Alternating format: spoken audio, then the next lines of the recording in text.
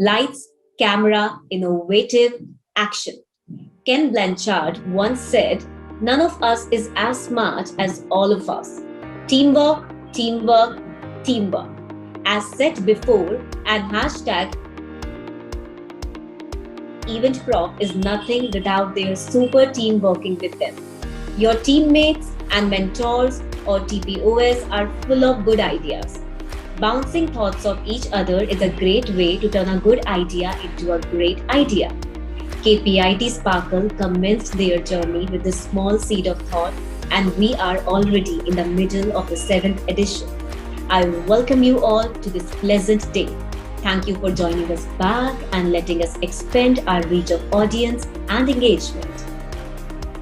So I can say yesterday was lit with some significant industry experts visiting us the whole day and interacting with us.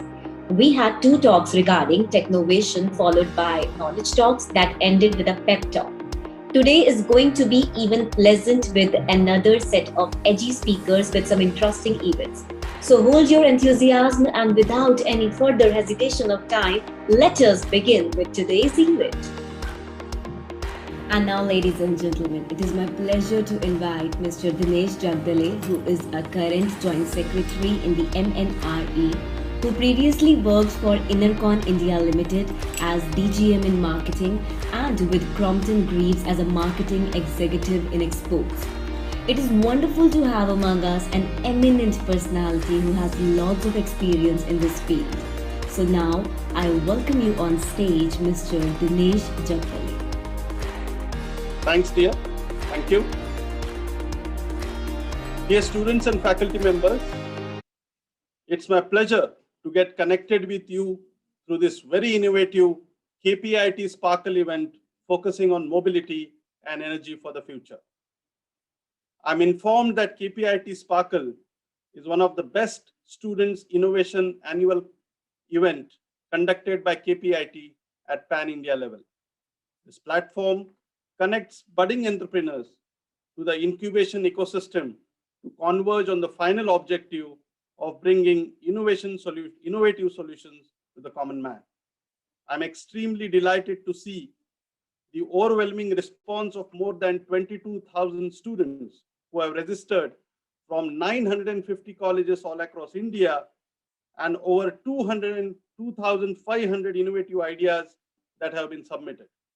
This is humongous, and I'm sure the ideas that will evolve from this sparkle will lead to several innovations in mobility and energy for the future to the benefit of common man. This event is conducted virtually this year due to the ongoing pandemic, and that is why I have this pre-recorded video for you so that I can be amongst you on the day of the event.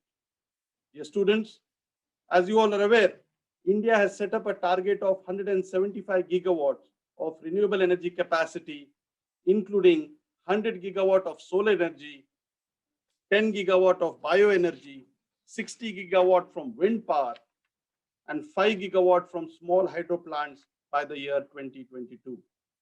As on 31st of January 2021, 92.54 gigawatt of RE capacity has already been installed. It consists of 38.79 gigawatt of solar power, 38.68 gigawatt of wind power, 10.31 gigawatt of biopower, and 5 gigawatt of hydropower. Further, 49.3 gigawatt of RE projects are under implementation and 27.57 gigawatts are under tendering. The total projects commissioned as on 31st Jan 2021 and those under implementation sum up to 169.41 gigawatt, which means we are moving towards achieving our target of 175 gigawatts. Students, the current share of RE in our total electricity mix is approximately 24.5%. You are aware that our Honorable Prime Minister has announced an ambitious target to enhance this RE capacity to 450 gigawatts to be achieved by the year 2030. Driven by declining cost, improved performance, and a facilitative policy regime during past several years, India has seen an impressive expansion of 2.5 times in the renewable energy capacity addition. This amounts to an astounding compounded annual growth of 54%. Today, we stand fourth in the world in terms of the installed RE capacity, fourth and fifth in the world if you look at wind and solar capacities, respectively. In spite of challenges thrown by the COVID pandemic, the operation of renewable energy generation plants was not affected, which helped in ensuring uninterrupted electricity supply during the entire COVID period. For a share of total generation perspective, RE and large hydro are on the rise, whereas coal is on the decline. RE share went from 9.9% to 12% during this period. India is progressively focusing on various kinds of innovative bids for supplying 24/7 renewable energy power. We call it green and clean. I'm pleased to inform you that India, along with Brazil, Colombia, Denmark, Germany, Spain, and United Kingdom, India is chosen to act as a global champion for the high-level dialogue on energy under the theme of energy transition to be held in September 2021 during the United Nations General Assembly. For the energy transition to be successful, affordability and environmental compatibility need to be combined with smart and innovative climate action.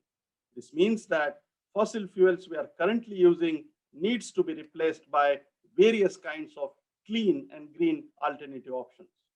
Therefore, it is necessary to focus on improving efficiency in renewable energy technologies, reducing cost of RE equipment, reducing cost of the balance of plant in existing applications, testing hybrid cogeneration or trigeneration, and address constraints of variability, space intensity, and address cost-effective storage of renewable energy power. Students, this also necessitates that cost-effective clean energy technologies are developed and scaled up not only in power sector, but also in the sectors of transportation, iron and steel, cement, aviation, fertilizers, and all those sectors which are very hard to decarbonize. As new and renewable energy has emerged as a key source of clean power globally, India aspires for faster, sustainable, and inclusive growth. Indian RE sector has the advantages of large demographic dividend and huge talent pool, which is going to play a defining role in achieving our national ambitions. Research and development of our country through active participation of academia, industry, and together with the government will require to be strengthened with an emphasis of investment into R&D to bring fresh perspectives. Some of the key priorities for us to work on the innovations are in the following areas. One, creation of necessary framework for enabling the integration of renewable energy as a mainstream source of energy by exploiting indigenous resources, strengths, and capacities. Focusing on applied research aimed at improvement of the existing process material and the technology for enhanced performance, durability, and cost competitiveness of the systems and devices. Efforts to aim at cost reduction and efficiency improvement.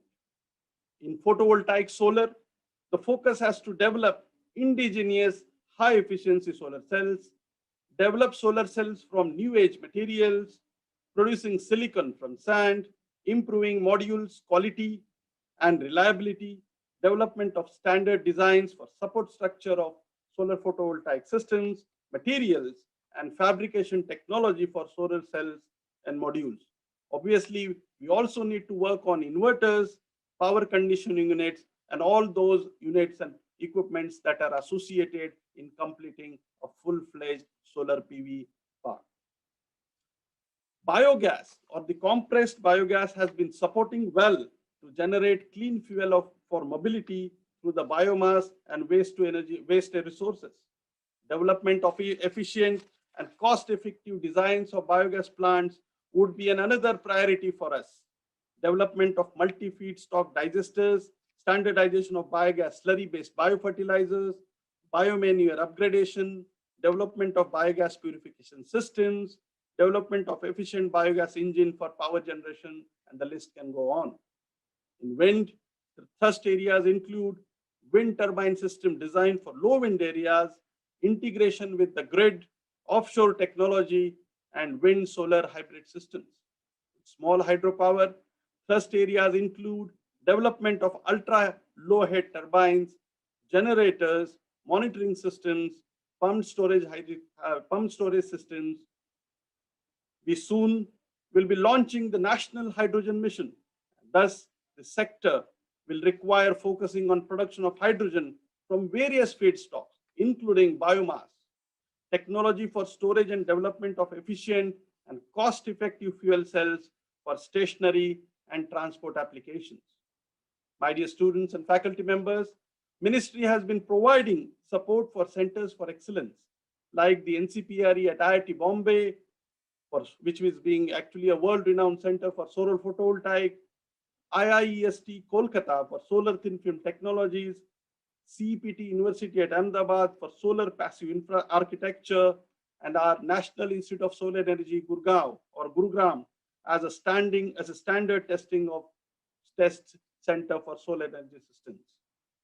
I'm sure the innovative ideas generated out of the Sparkle event will contribute to the above priorities and help in accelerating renewable energy development with simple and affordable new age solution, which is ultimately going to benefit the common man of this country.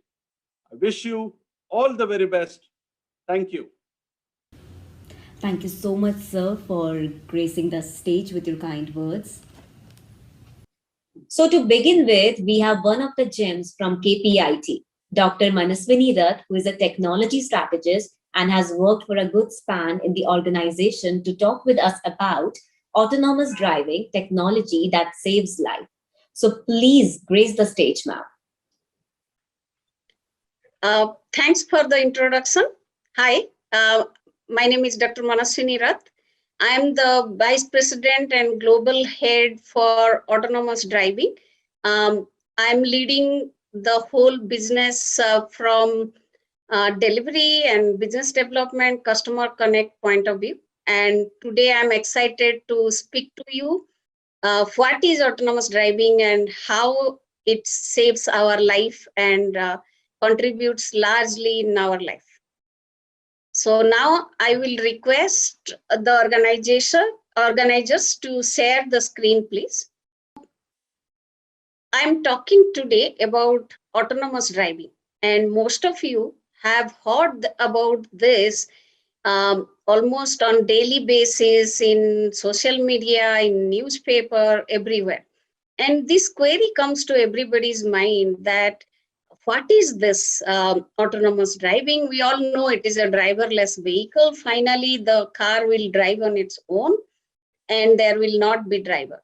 So now let's go deep and understand what is the technology used and how it works in the vehicle to make a vehicle completely driverless on the road.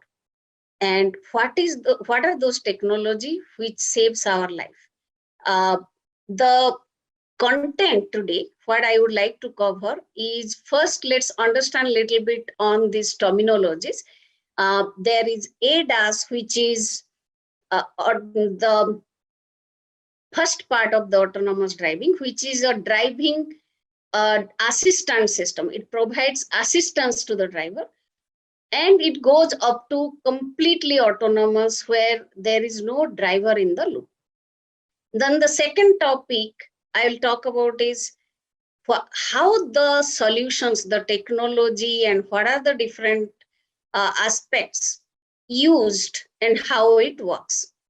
Then I'll cover what are the challenges that we face today and how KPIT is bringing such solutions and such software and systems for the OEMs, which resolve these challenges and helping our customers who are mostly OEMs and tier ones to develop the autonomous driving and launch it in very, very near future. Finally, for all of you, you must be having this query in mind that how you can contribute in this journey, right? This is exciting, this is emerging, this is now.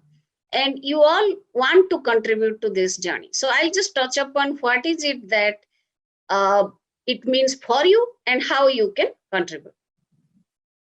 Now, the first topic is what is the ADAS and the autonomous driving. What is the introduction? So, as per the Society of Automotive Engineers, SAE, they have defined 5 labels of automation. So, the first label, label 0, is no automation, that is zero autonomy, where the driver is completely driving the car, which is the current scenario, right? All of you are aware of the car is driven by a human being. Label 1 is called driver assistant. So we start slowly making the driver little bit aware about the environment, and we provide some indications to the driver about some threat, some collision, or something not working in the vehicle, so that the driver becomes alert and more attentive to driving.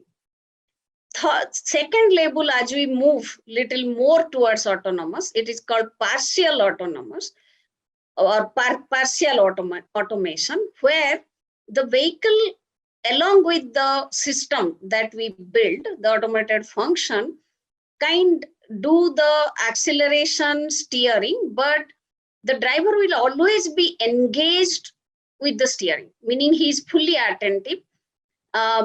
The vehicle can little bit drive longitudinal for some time, but driver has to be fully in control of the steering. Then we move to conditional automation, which is label 3, where driver is a necessity, meaning the driver has to be alert and awake, but the system mostly able to drive the car.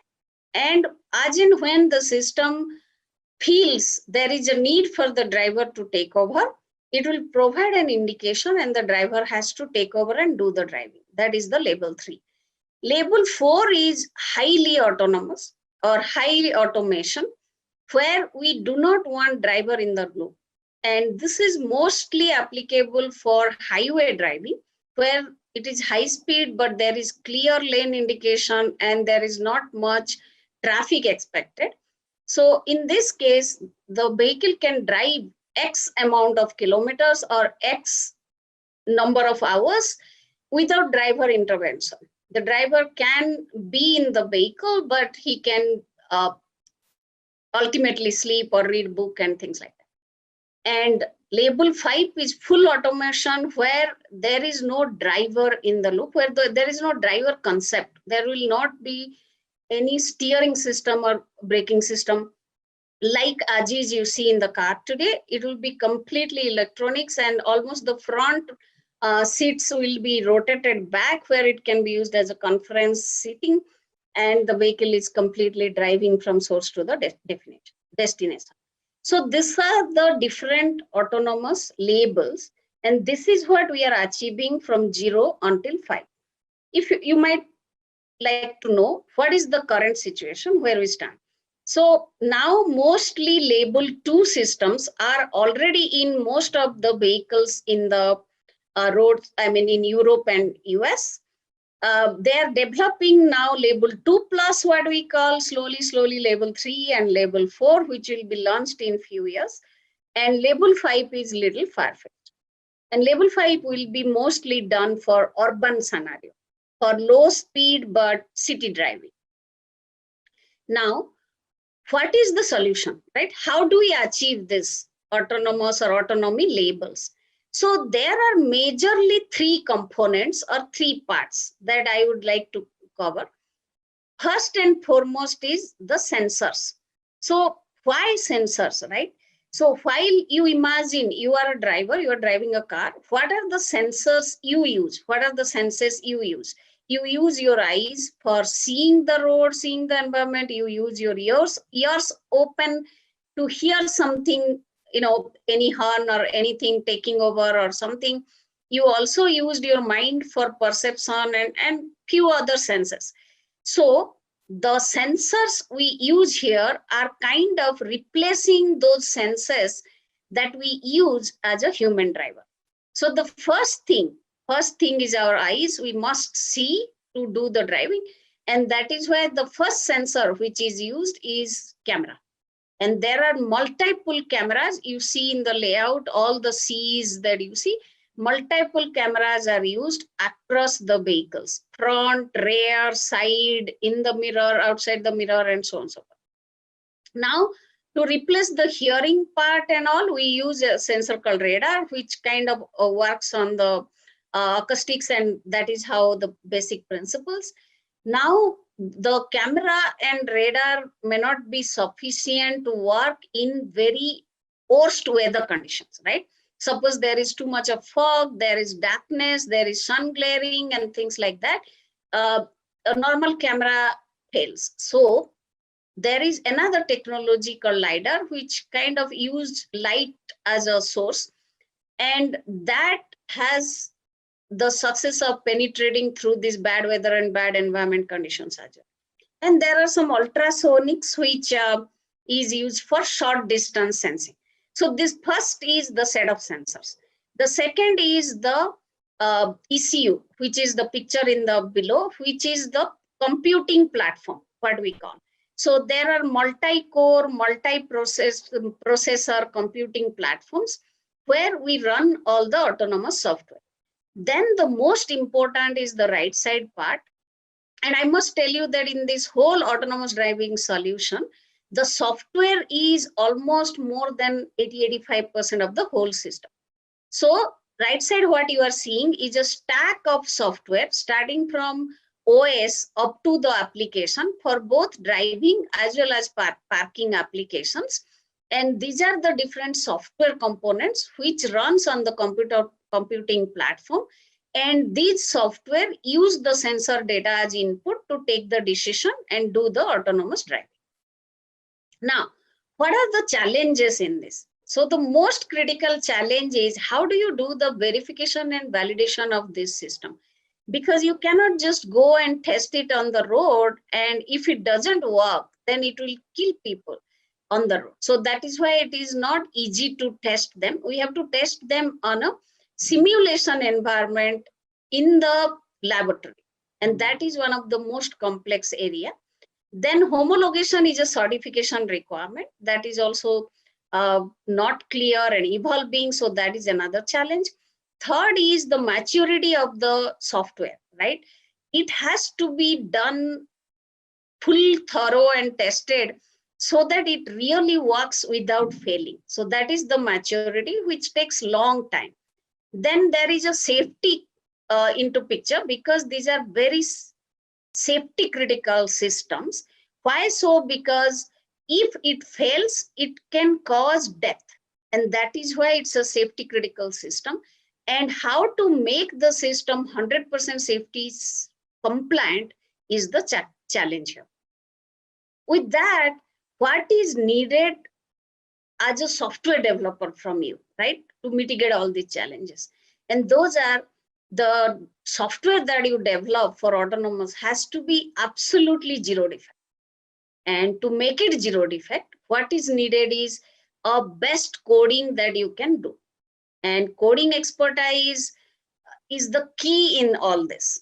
Other than that, it needs large number of engineers to develop this, and they have to be trained on safety, certif, and they have to be also aware of a lot of semiconductor technologies. Now, how KPIT is developing these systems and solving these problems for customers. And our customers are mostly the OEMs, like say BMWs, Daimlers, Honda, Toyota, GM, and all that. And what we do on the left side, you see, we develop a number of algorithms and features which does this autonomy. For example, pedestrian detection, day, night, child detection, vehicle detection, and lane detection. A lot of such algorithms we write. And right side, you see, we also do a lot of simulation. You see a rain condition simulation on the right side.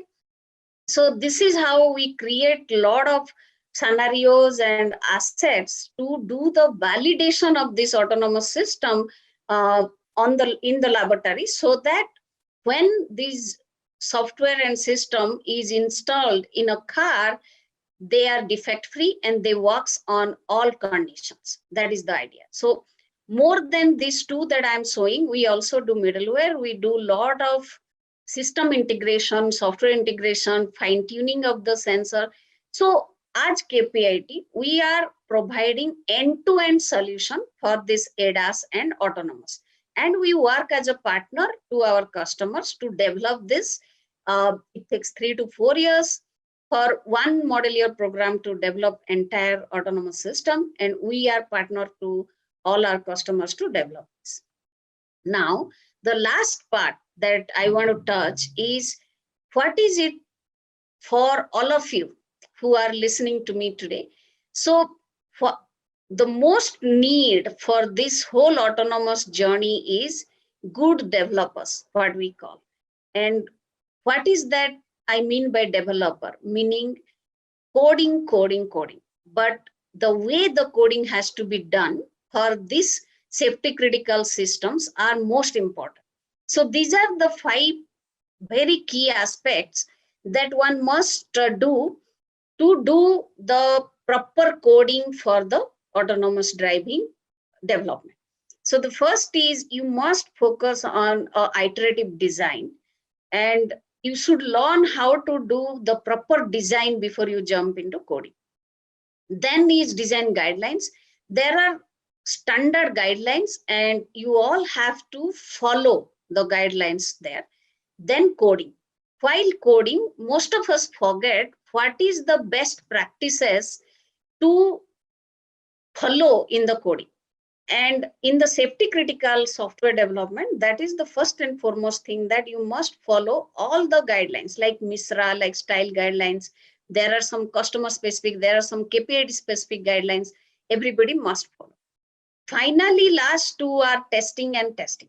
So you must do the software testing at all levels, starting from unit level to functional level and finally at the system level. So it is your responsibility as a software developer or a software engineer to make sure that the piece of code you write is being tested thoroughly and up to assuring a coverage of the testing.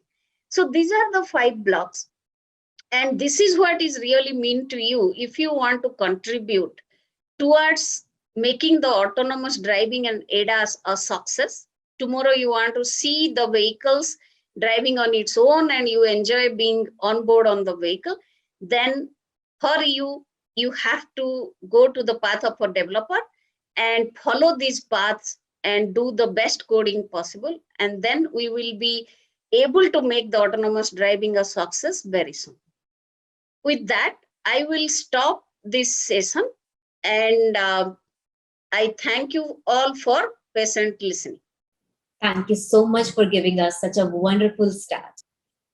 And now, ladies and gentlemen, we have with us next Dr. Ashish Lele, who is Senior Vice President at Reliance Industries Limited. It is my pleasure to request you to join us and share your thoughts on hydrogen as an efficient and clean fuel for mobility. So, dear friends, my name is Ashish Lele. I'm a chemical engineer by profession and presently working in Reliance Industries R&D group, where I'm leading activities in the advanced materials and alternative energy technologies. And before being part of Reliance Industries, I was at the CSIR National Chemical Laboratory in Pune for 24 years. And there I was leading research projects on various advanced materials and fuel cell technologies. So it's my pleasure to talk to you today on this KPIT Sparkle platform.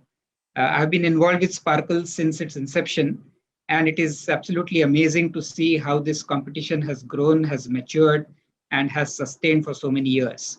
In fact, I must say that one of my best days every year is to visit the kiosks in Sparkle and talk to all the young innovators there. It's absolutely refreshing to see their enthusiasm and energy. The theme for KPIT Sparkle, which is clean energy and clean mobility, is actually very close to my heart. The key driver for this theme is climate change, which, as you know, is unquestionably one of the most pressing and challenging problems of our time. I just want to start by giving you a little idea of what is the scale of this problem. So we all know that CO2 is a greenhouse gas. It traps solar energy within the Earth's atmosphere and reflects it back to the surface, which leads to the well-known phenomena of global warming. CO2 concentrations have really remarkably shot up from about 100 ppm in the pre-industrialized era to more than 400 ppm today. That is an increase of 4x within just a span of 1 century, which might seem large, but if you think of it compared to the Earth's lifetime, it is almost like a blink of an eye. So scientific data today has proven unambiguously that human intervention during the past 150 years is totally responsible for global warming. And all the cataclysmic effects which we see on the news channels every year, it may be wildfires in Australia or California, massive floods we have seen in China, the present severe droughts in Afghanistan, and of course, the increasing frequency of massive cyclones that we see in India. All of these are really effects of global warming, which is accelerated today by human intervention. So unfortunately, our planet has a limited carbon budget. And if we continue at the current rate of CO2 emissions, then we may exceed this budget in the next 15 to 20 years, which is a really small time. And if we do that, this will be what is called a tipping point beyond which the climate change becomes irreversible and which is nothing but disaster. So when this was realized in 2015, about 195 countries came together to sign a historic agreement at the Paris Convention on Climate Change, and they committed to take strong actions at national levels to restrict the greenhouse gas emissions. We all know that India is a signatory to this convention, and we are proud to see that we have, as a country, shown very strong commitment to the goals that we have set ourselves in the Paris Convention by increasing the energy efficiency and pushing the growth of renewable energy. Now, as India grows in its GDP and its aspirations to become a developed country, our primary energy demand is expected to nearly double by 2040. And our consumption of renewable energy, which is quite remarkable, is expected to increase as much as 30 times, which is an unprecedented number. So by 2050, India's renewable energy share in the total energy demand is expected to reach almost 50% to 70%. In fact, we are growing so strongly in renewable energy, particularly in solar, that as of today, India is the only country among the G20 nations which is on track to meet its promise under the Paris Agreement. And we are all very, very proud about how we are doing this. What is then very clear is that renewable energy is going to play a dominant role in India's rapidly growing energy demand. What is even more interesting is that the attractiveness, the abundance, and the affordability of renewable energy can be increased by 4 things. One, to synergize advanced materials with the wind and solar infrastructure, for example, carbon fibers, synergize digital technology and power electronics, which are both large growth sectors, and India has a lot of competencies in both these domains, to improve the efficiency, hybridization, and capacity utilization of renewable energy technologies. Third, to deploy low-cost energy storage technologies, by which we can reduce the so-called infirmness of renewable energy, which is very important. And we must take big steps in this direction. And fourth, the fact that the use of decentralized nature of renewable energy, whether it is solar, wind, or biomass, actually tends to increase the job creation potential. So these 4 factors are very interesting, which increase the attractiveness and the affordability of renewable energy. And India can play very strongly in these 4 factors. Now, one of the key elements of clean energy technologies is hydrogen, and it has been my passion for the last 1 decade or so. Why is hydrogen interesting? Hydrogen is what we call a sector coupling energy vector. What that means is it can store excess renewable energy and use it in the form of either electrons or molecules or radiation in all three parts, right? And that's why it's called a sector coupling energy vector. More importantly, it does not emit any greenhouse gas like CO2 when it is used as energy. That is, when the molecule hydrogen is converted into either heat or electricity, it does not emit CO2 because water is the only byproduct of that process. And therefore, it becomes a very unique agent for deep decarbonization of many sectors, whether it is power sector, industry sector, transportation sector, or any such other sector. So hydrogen can be converted into electricity and heat for mobility, power, industry, and residential sectors. And it can be used as a reactant for production of liquid fuels, petrochemicals, ammonia, steel, and other chemicals. And this has been used for a very long time in the chemical industry. So therefore, hydrogen helps to reduce the dependence on energy imports since it can be produced using renewable energy and also multiple earth-abundant feedstocks such as water and biomass. Now, energy security is very, very important for India. Today, we are significantly dependent on imports to sustain our energy demands. And with something like hydrogen, we can considerably reduce that energy imports and become more self-reliant. Now, what makes hydrogen an interesting molecule? If you look at first principles basis, very simply put, 1 kilogram of hydrogen is equivalent to 3.4 liters of diesel in terms of its energy density. Now, if hydrogen is used in a very efficient engine called the fuel cells compared to a diesel engine, then it allows a hydrogen fuel cell truck or a bus to drive 6 times more number of kilometers than a diesel truck or bus for the same unit of fuel. And that's why hydrogen is very, very interesting for its application in transportation sector. Now, as I said, conversion of hydrogen into usable energy does not emit any greenhouse gas emission. So even if gray hydrogen is used in a truck, gray hydrogen meaning hydrogen that is produced from fossil sources and which results in greenhouse gas emission, that is called gray hydrogen. And even if that is used in a truck, it would actually result in half the CO2 emissions per kilometer than a diesel truck. So the worst case scenario, which is gray hydrogen, still gives you a net CO2 reduction. And this has direct implications on hydrogen becoming a good business proposition as a transportation fuel. Now, the target market segment for use of hydrogen, especially in India, are heavy-duty transportation, such as buses, trucks, railways, marine, and so on, as well as stationary backup power generation. We all know that if you put India and China's truck numbers today, both of them put together actually are half the number of trucks of the world, right? So we have a very large number of freight transportation happening on the roads by truck transport. If you look around, you will see a diesel generator set as a stationary backup power generator, which is ubiquitous. You'll see it everywhere. Now, these are the major consumers of diesel and therefore major emitters of greenhouse gases as well as particulate matter. If you substitute that diesel with a clean fuel like hydrogen, that will contribute very significantly to reduction in greenhouse gas emissions. So in India, for example, the transportation sector contributes to about 15% of CO2 emissions. And 70% of these come from heavy duty vehicles like trucks and buses.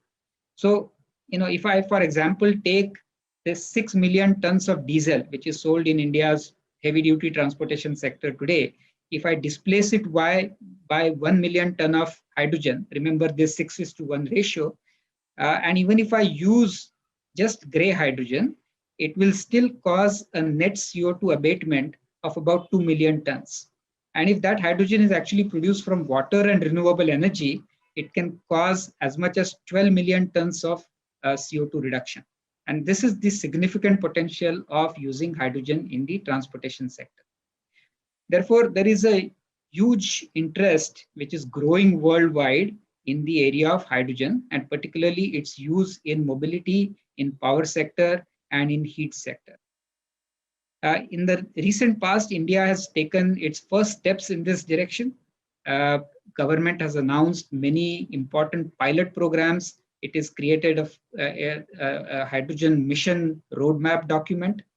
And in fact, KPIT, which is the sponsorer of this beautiful Sparkle event, along with CSIR, has already demonstrated the first fully indigenous hydrogen fuel cell car. And this was in the news, and I'm sure many of you have seen this. So I hope to see a very significant growth for hydrogen in India over the next few years. And I hope to see some very interesting entries in the KPIT Sparkle on new innovative strategies in all parts of the hydrogen value chain, whether it is generation, storage, as well as utilization. And I'm really looking forward to the next episodes of Sparkle to see how many new exciting entries come in the domain of hydrogen technology. So as I said, I've been very passionate about clean energy and particularly about hydrogen. And I just wanted to convey through this broadcast, not just my interest, but also how important hydrogen is going to be for India. And I'm really looking forward to seeing some new innovations coming from all youngsters here who may be listening to me, and hopefully see them in the KPIT Sparkles in the year to come as well. So with that, I will close here, and I hope you all good health and stay safe and stay healthy. And I hope with the COVID pandemic going away, we will see more clean energy technologies coming in big ways in India. If there is one thing that this pandemic has done, is that it stopped transportation in India for several months. And you would have, I'm sure all of you have seen how clean the air suddenly became. And that's the importance of going to cleaner fuels like electricity and hydrogen. And I hope that post-pandemic era changes the way fuels are used, and we see a massive shift from greenhouse gas emitting liquid fuels to clean fuels like electrons and hydrogen molecules. So with that, thank you all for listening, and all the best to all of you. Thank you so much, Dr. Ashish Lele, for sharing your valuable thoughts with us. It is said that an alliance of great minds thinking alike gives enchanting and enriching results. KPIT and MathWorks are in a very strategic relation for research and education collaboration. It's my pleasure to invite Mr. Prasanna Deshpande, Senior Team Lead, MathWorks India, to share his thoughts on driving innovation in the digital world, trends and challenges. Hello, everyone. Thank you for the introduction. As introduced, my name is Prasanna Deshpande. I'm working for MathWorks. So along with my company MathWorks and along with our software MATLAB, we have been accelerating the pace of engineering and science for more than 35 years now. Today, I'm here to tell you two stories about innovation and about how technology can be used for driving innovation. Can you please share my screen? So I hope you all can see my shared screen. So our topic is about technology and innovation and how both of them go together. Let's first quickly understand what do we mean by technology? What is this technology all about? So technology is used to design the products we rely on everyday basis, our automobiles, our aircrafts, our smartphones, our home appliances. So it's everywhere around us. And it also helps in achieving different breakthroughs, transforming how we live, how we learn, and how we work as well. Now, you might be wondering, you must be aware about a lot of these things like Blue Origin and Justin Robo and things like that. But you may be wondering, what is this person doing here? And my first story is about him. Let us quickly get introduced to Jason Barnes, a drummer. So what I wanted to talk to you about Jason Barnes is, Jason is a drummer. He started playing drums at around, he was like 15 years old. And soon he became passionate about it.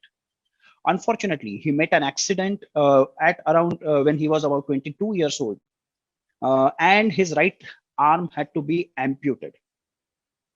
The accident had happened days before he was scheduled for audition into his favorite music school. So it was actually end of road as far as music career is concerned for Jason. But the aspiring drummer he was he was determined to return to his music. And as soon as he got discharged from the hospital, he actually pasted drumsticks to his band-aids and he still went ahead for the audition.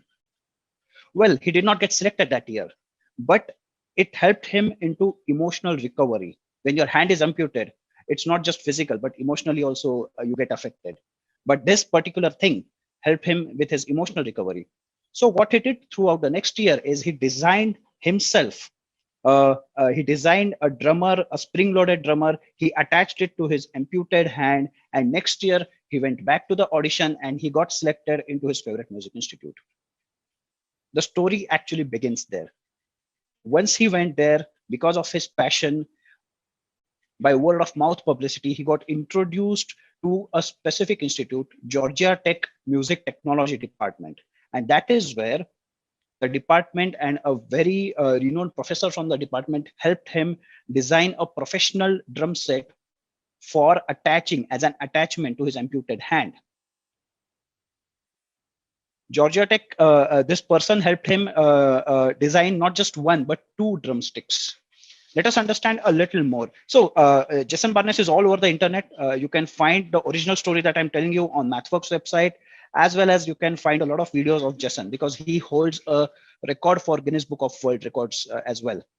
So look at it technically. His problem statement once he got in touch with Georgia Tech was to build a muscle controlled prosthetic arm that would translate muscle movements into his upper arm control and mechanized forearm and wrist. The design was having 2 motors for powering 2 drumsticks. The first motor is controlled by sensing the movement of his muscle by using electromyography sensors fitted on his bicep. And the second motor is autonomous. The second motor operates the drumstick in an autonomous fashion. It listens to the music, whatever he's playing, and improvises complementary bits. And that's the innovation there.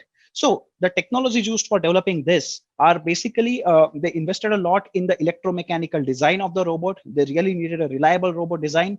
And secondly, they used machine learning and deep learning coding, which enabled listening and which enabled the second drumstick to add its own flavor to the music. This second topic was a research topic for the professor who was helping Jason to design his arm. So feel free to read more about Jason. I do have a very quick video to share about him. Just have a look at this. Flex. Relax.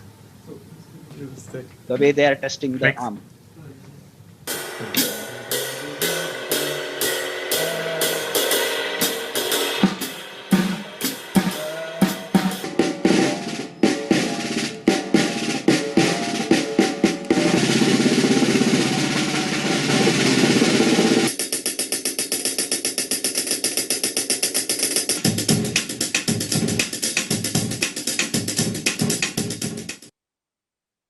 You know, my key takeaway, of course, it's innovation supported by technology. But my key takeaway out of all this episode is innovation needs passion. And when you are passionate, you can do anything and everything you want. Isn't it fascinating?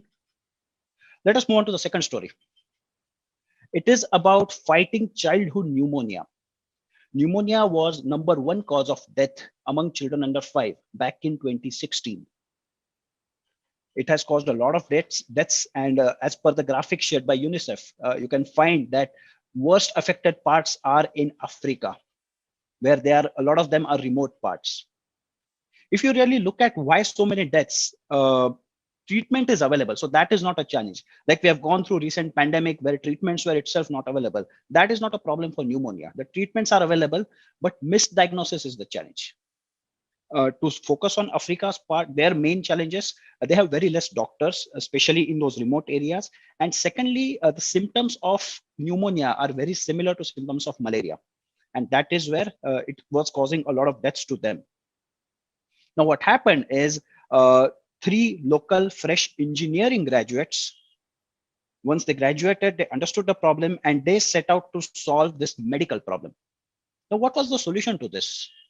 Remote diagnosis, isn't it? For doing remote diagnosis of pneumonia, one needs to understand what are the vital signs of pneumonia. There are 4 things which doctors were interested in: breathing rate, temperature, oxygen saturation, and lung sound. The three which are there in green color can be measured by anyone, But the fourth one, the lung sound, how does the doctor measure it? Typically, we all know it. The doctor uses a stethoscope. He touches multiple parts of our lung, and that's how we understand the lung sound. And that's what's the challenge for remote diagnosis solution. So what these three gentlemen did, what the team of these three fresh engineers did is they designed a wearable jacket with strategically located 5 microphones so that the jacket can be worn by the kids, and then they will actually measure those sounds and then they will transmit those sounds. Of course, it is not the first-hand experience of a doctor. That is where there is some loss of quality because the doctor is not able to touch, the doctor is not able to the doctor has a limitation in terms of hearing those sounds. That is where they have 5 microphones so that they can do a lot of processing. And whatever loss is happening there is actually they use technology for getting a solution to that. So basically, once captured data from all these 4 sensors, they use signal processing and wavelet techniques so that the data can be cleaned and they can get as much good information out of that data as possible. And once that information is possible, they use machine learning techniques for finding distinctive features, which are with the help of which you can detect whether there is pneumonia or it's no pneumonia. So basically, in Africa, these set of engineers converted medical issues into engineering problem by converting symptoms to data. And that is what engineers do. This is another great example where innovation helped them solve a real world problem. At Sparkle, I have seen a lot of ideas suggested by a lot of teams where matching to these, were actually there for solving real world problems. And that is why I thought of sharing this story with you. You can see in this graphic, you can see the wearable jacket being where a kid is wearing this and data is collected from this jacket and it is transmitted to a doctor who is remotely sitting in a city. So these were my 2 stories. Again, innovation supported by technology. And again, solving real world challenges, real world problems. So basically, innovation is an idea that has been transformed into a practical reality. Whenever you are setting out for innovating things, there are 3 things that you have to care about. What is desirable to the users? What is the problem? What is possible with technology? And what is viable in the marketplace? Innovation also needs to be scalable. We need to be use it to a particular scale. It typically should not be one isolated problem to be solved. So throughout many years, technology has enabled, supported, and helped solving a lot of problems in multiple fields. We have been, with the help of technology, we have been able to innovate for flight controls, for designing complex vehicle architectures, for improved MRI accuracy, for protein structure analysis, for DSP design, and a lot of things have been possible using innovation. If you really look at it, what are the trends driving it? So look at industrial revolution. I'm sure most of you must be aware about Industry 4.0. That's like a buzzword. Industry 4.0, smart manufacturing, IoT or IIoT, industrial Internet of Things and things like that. So how this has all started is in 18th century, humans were able to, now we are looking back, we are calling it as Industry 1.0. That is when we were having steam powered mechanical manufacturing facilities. Then at the start of 20th century, we started having electrically powered mass manufacturing systems like conveyor belts and things like that.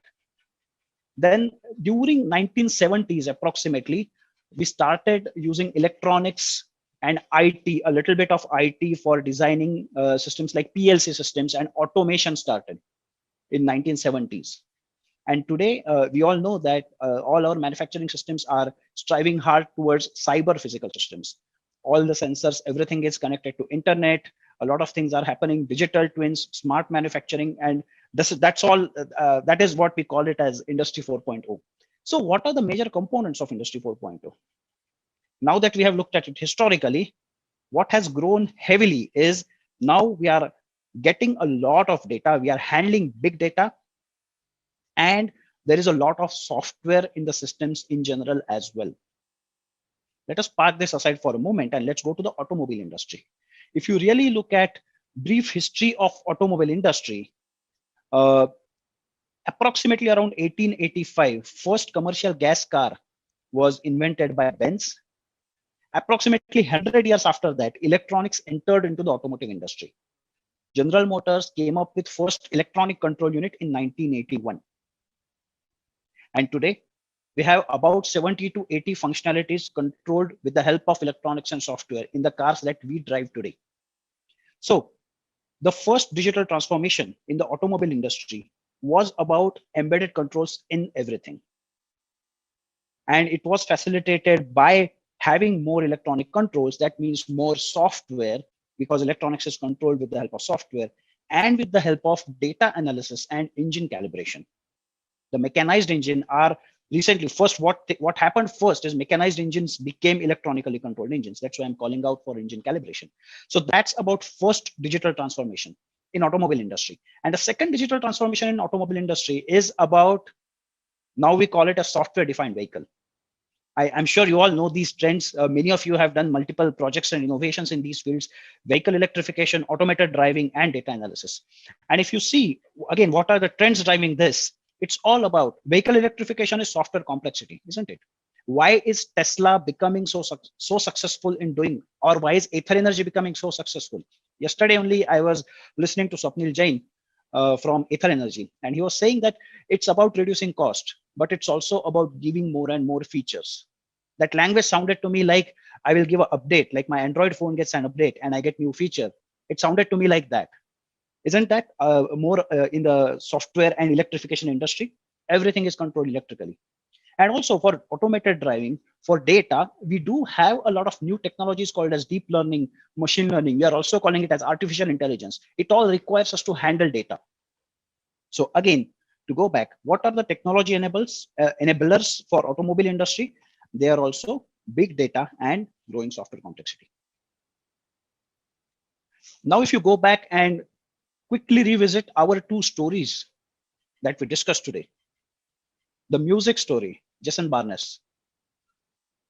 What helped him solve his problems? It was that electromechanical robot design, which was software controlled, and it was data, because it was a deep learning code which helped the professor to design that algorithm, which helped the other, which helped a chip listen to the music which is being played and then add an extra beat wherever required. Go back to the second story. In Africa, the wearable jackets, what did they do? They collected a lot of data. For building the machine learning algorithm, they must have extracted features from that data to identify which sound is pneumonia and which sound is not pneumonia. And it is sound. So if you go to MathWorks website and if you see, we have actually recording of this is how a pneumonia patient hears. This is how a stethoscope sounds like. You can listen to that video.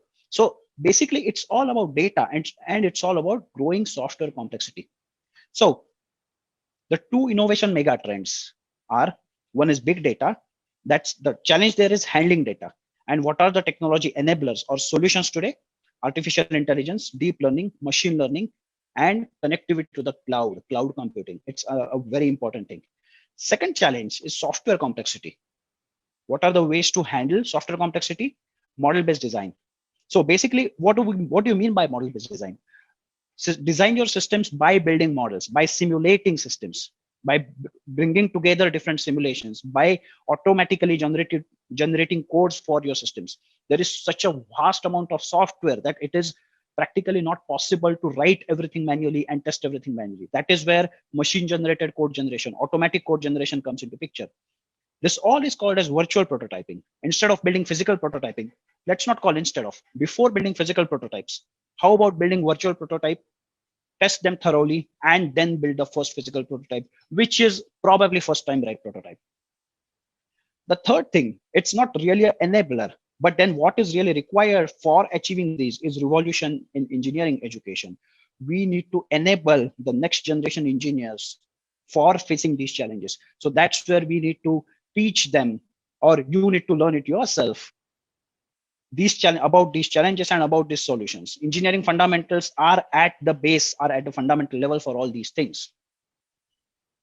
So now what is the solution? We need one tool or one platform which will allow us to handle data, to design algorithms, to build simulations, to build virtual prototypes, and to generate code. One platform which does it all, because that's how your systems are built. If you really think about the examples that I shared, or if you really think about any other realistic examples, deep learning or machine learning is a small part of a large system, but it adds a lot of value to the system. So you all need to integrate everything together in order to be able to build your system level simulation model or your virtual prototype. Ladies and gentlemen, I can recommend you one such platform, which is MATLAB and Simulink. It is an open platform. You can integrate multiple tools into this platform. MATLAB Simulink, along with its approximately 100 add-on products, supports all different domains. And people at multiple skill levels can use MATLAB and Simulink very, very efficiently.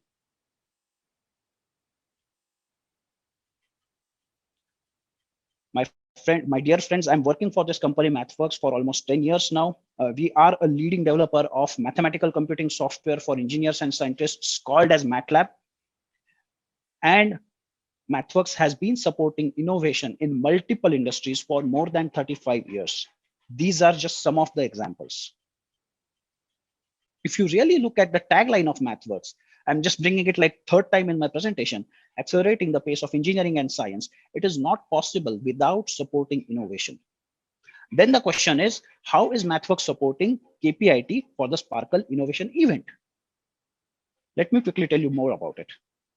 If you are interested in participating in Sparkle, you will get complimentary access to MATLAB.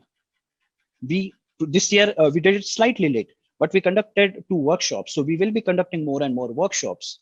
There is a lot of knowledge sharing, and we are also positive towards getting MathWorks expert talk to few teams who are really interested and passionate and really making a lot of progress on their own. We can always facilitate that. Today, you may be students, you may be participating in Sparkle, but because you are participating in Sparkle, I will tend to assume that you're interested in doing innovation, you're interested in doing something on your own. So there are 2 ways, 2 places where you may end when your education, formal education gets over. You may end up in a company, probably in an engineering company. You will definitely end up using MATLAB, or you may do something on your own.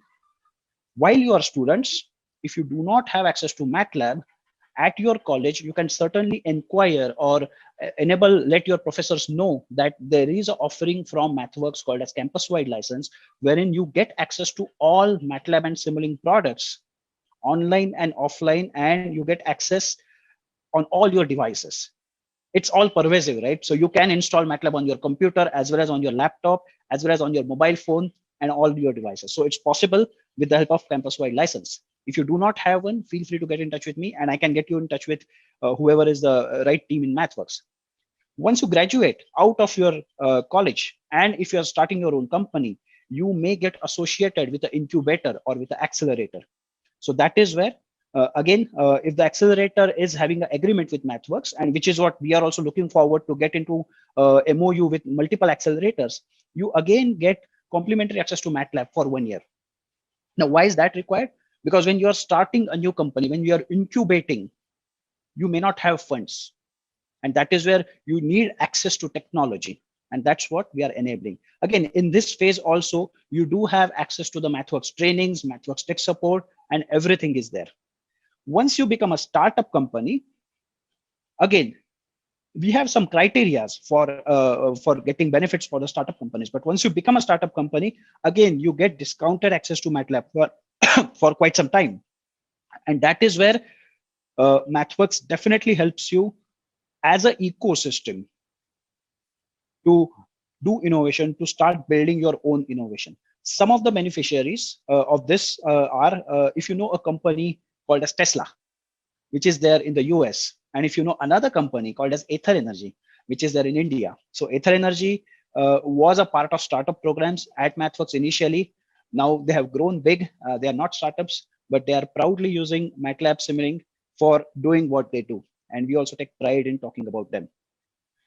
So ladies and gentlemen, thank you for your time today. This is Prasanna Deshpande. For any queries, questions, you can see my email ID. I'll be happy to connect with you over LinkedIn as well. Thanks for your time. Thank you so very much, sir. And I hope this strong association of KPIT and NathWorks continues further. After 25 years in the product R&D space in December 2015, he moved full-time into academics. As Professor Co-Innovation, he's heading the Research Innovation Outreach at Triple IT, Hyderabad. As center head, he has built a formidable product engineering group that now owns half of the engineering students in the company and is widely seen as a very innovation-centered engineering group. On our innovative platform, we are so honored to invite Dr. Ramesh Loganathan among us to share his views on AI enabling road safety. Good morning. Very happy to be here at KPIT Sparkle 2021. This is Ramesh Loganathan, faculty from Triple IT Hyderabad. Team, can I have the presentations, please? Presentation. So I'll be talking a little bit about just introducing. I mean, the field is so vast, the road safety field and the AI in road safety also. I'm just going to be introducing some facets of how AI can be used in road safety in the next 18-20 minutes or so. So if you look at, I mean, at the core of AI is machine learning, right? I mean, like, so just something as simple as crossing the road.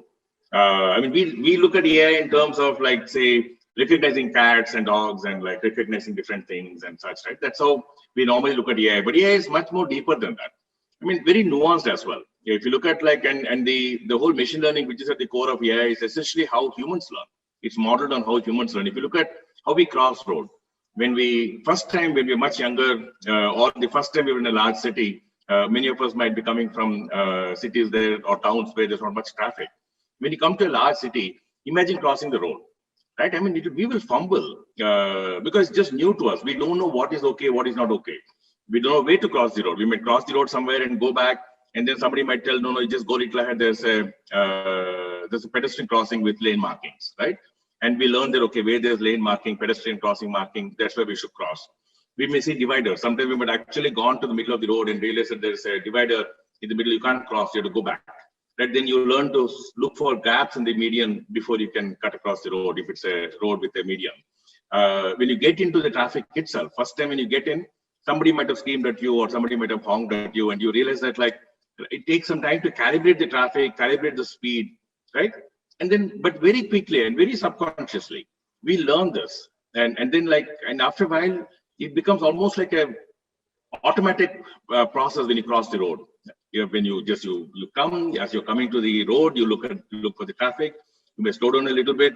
When you see a sufficient gap in the traffic, you'll start walking. You'll get to the median and then stop there, look the other way, and then again when you get a gap in the traffic, you'll just cut across. And it happens very subconsciously. You don't even think much, but just go back and recollect the first time you were in such a traffic, and that's exactly how machines learn, right? Machines learn from mistakes, or machines learn from observations, hopefully not from mistakes, like we do. Like, we observe and we learn, right? And like sometimes we may learn because we made a mistake. I mean, hopefully, no, we don't want to get hurt on the road, hopefully without any serious mistake, but sometimes we learn from mistakes, but often we learn just by observation. And that's at the core of machine learning, right? Now, if you just look at even cycling, we often learn. I can't imagine any of us that would have learned cycling would have learned without falling down. And again, that's a process where the body learns. I mean, at least when we're crossing the road, mind is very involved, right? We are very consciously processing and learning. Cycling is something that we learn very, very subconsciously. I mean, we don't know how to get the balance. We just realize that, like, last time I fell, I did this. Next time, if I do this, I'm going to fall. I'll avoid doing it. In that process, I compensate the other way and then fall the other way. Then very quickly you realize that, look, I have to balance both sides. I can't fall either side. Very subconsciously we learn, and then we learn cycling. And then we never, if somebody tells you, can you tell me how did you learn cycling? We can't. And that's exactly how most of machine learning systems works today, right? It learns. You make the system observe and learn, whether it is recognizing a disease, or whether it's recognizing a language, or recognizing a human being, or recognizing what somebody is telling, or recognizing from images. Like in this example, the fridge is empty. Anything. right? It comes from you teach the machines. Machines learn by observing, right? And understand patterns, and then learn to recognize patterns just the way human being does. So that is the whole machine learning. There are multiple realms today. Let's look at few examples in the whole transportation space, right? Now, we know that there are cameras on the roads and vehicles get tracked, and it's used often. Like in the least, if you just take the city of Hyderabad has about 15,000 cameras connected to one central control center. Now, today the cameras are used only to observe, right? When somebody, there's a team of police sitting in the control room, they're constantly monitoring, and when there is some incident happening, or right, then they may go zoom into that area if there is some trouble happening, or an accident happened, or right, or if there's a procession or any such thing, they can pick any camera and watch what's happening. But mostly it is used for monitoring live, right? Now, and the second use case is like when something went wrong, an accident happened, or a crime happened, then they may go pull the cameras, right, and see what happened, which is good. But with so many cameras, you can do much more than that. Can you prevent a crime from happening? Can you recognize that there's a crime is happening? We got this use case from the city of police, Hyderabad City Police. So where they said like they wanted cameras to detect anytime a woman is in trouble. Right? Now it's easy to model. See, if we are looking out the window and if somebody's in trouble, we can make out. How did we make out? We never saw that person. We never saw that incident happen. But from years of observation, we know what is normal, what is not normal. We know that something is wrong. The person seems to be talking very, very violently, or seems to be hurting, right? And now we know something is wrong. Now they asked if we can recognize this from cameras. Can we find out a woman in trouble? It's actually doable. The project is starting. So just from the cameras that's watching the street, can we identify a woman in trouble automatically, so that you can inform a patrol team which is nearby, and have the patrol team go to that place, right? Now, you can recognize people, you can recognize activities, you can recognize incidents. In fact, one of the other use cases they had was they wanted to detect chain snatching on the roads, right? They said it was a big nuisance in Hyderabad, the chain snatching. And often, unwittingly, somebody gets badly hurt. If they just lose the chain, it's okay. It's only property loss. But in that process, they get hurt even. No, they said there are very, very clear and established patterns. They said they know all the chain snatchers in the city. They have their images. So they said, can you find two people in a bike coming to a place? They do a recce, they go one round and come back. And second time is when they go and snatch the chain. Can you look for these patterns? Two people on a bike, right? Any of these known 2,000 people coming and then going back and coming back again to the same place. Now, at least you can just warn in whatever way, right? And then if there's a cop nearby, you inform the cop that, look, there's a chain snatcher that is going around this place. Now, so just safety on the road, when it comes to human safety, a lot is possible. But let's look at vehicle safety. Now, if I can recognize a human activity, I can recognize vehicular activity. I can, right? Now, what can we do in vehicles, right? Specifically vehicles and roads. Today, we talk about self-driving cars as a future. There are a lot of self-driving technology that's inside cars today. Right? In many cars, you have there are all kinds of AI systems built in.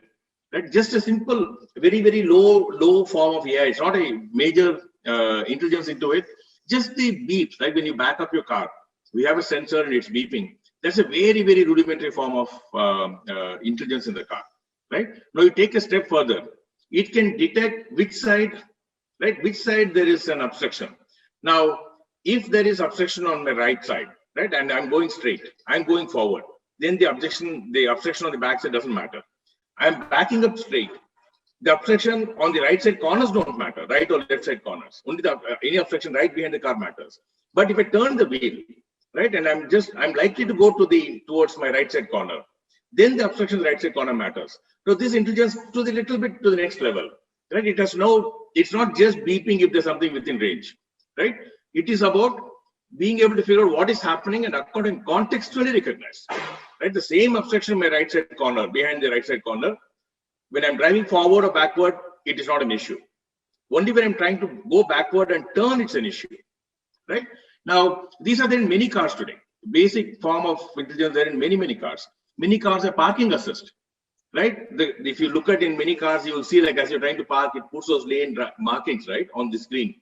Now that is parking assist. Some of them will just park it for you. You can just say park, it will take and park it for you, like especially if you park between two cars on a roadside, right? There's a parking assist where like it can even park the car for you. It's autonomous, right? Just that it is not fully autonomous. It is doing it, but you have to be in the car. If you're not in the car, it won't drive, right? And it's only for parking, very limited. It will not go beyond 20, 30 feet. And so now there's a lot of intelligence coming. Like you talk about the comfort in the car, right? There's a lot of comfort in the car.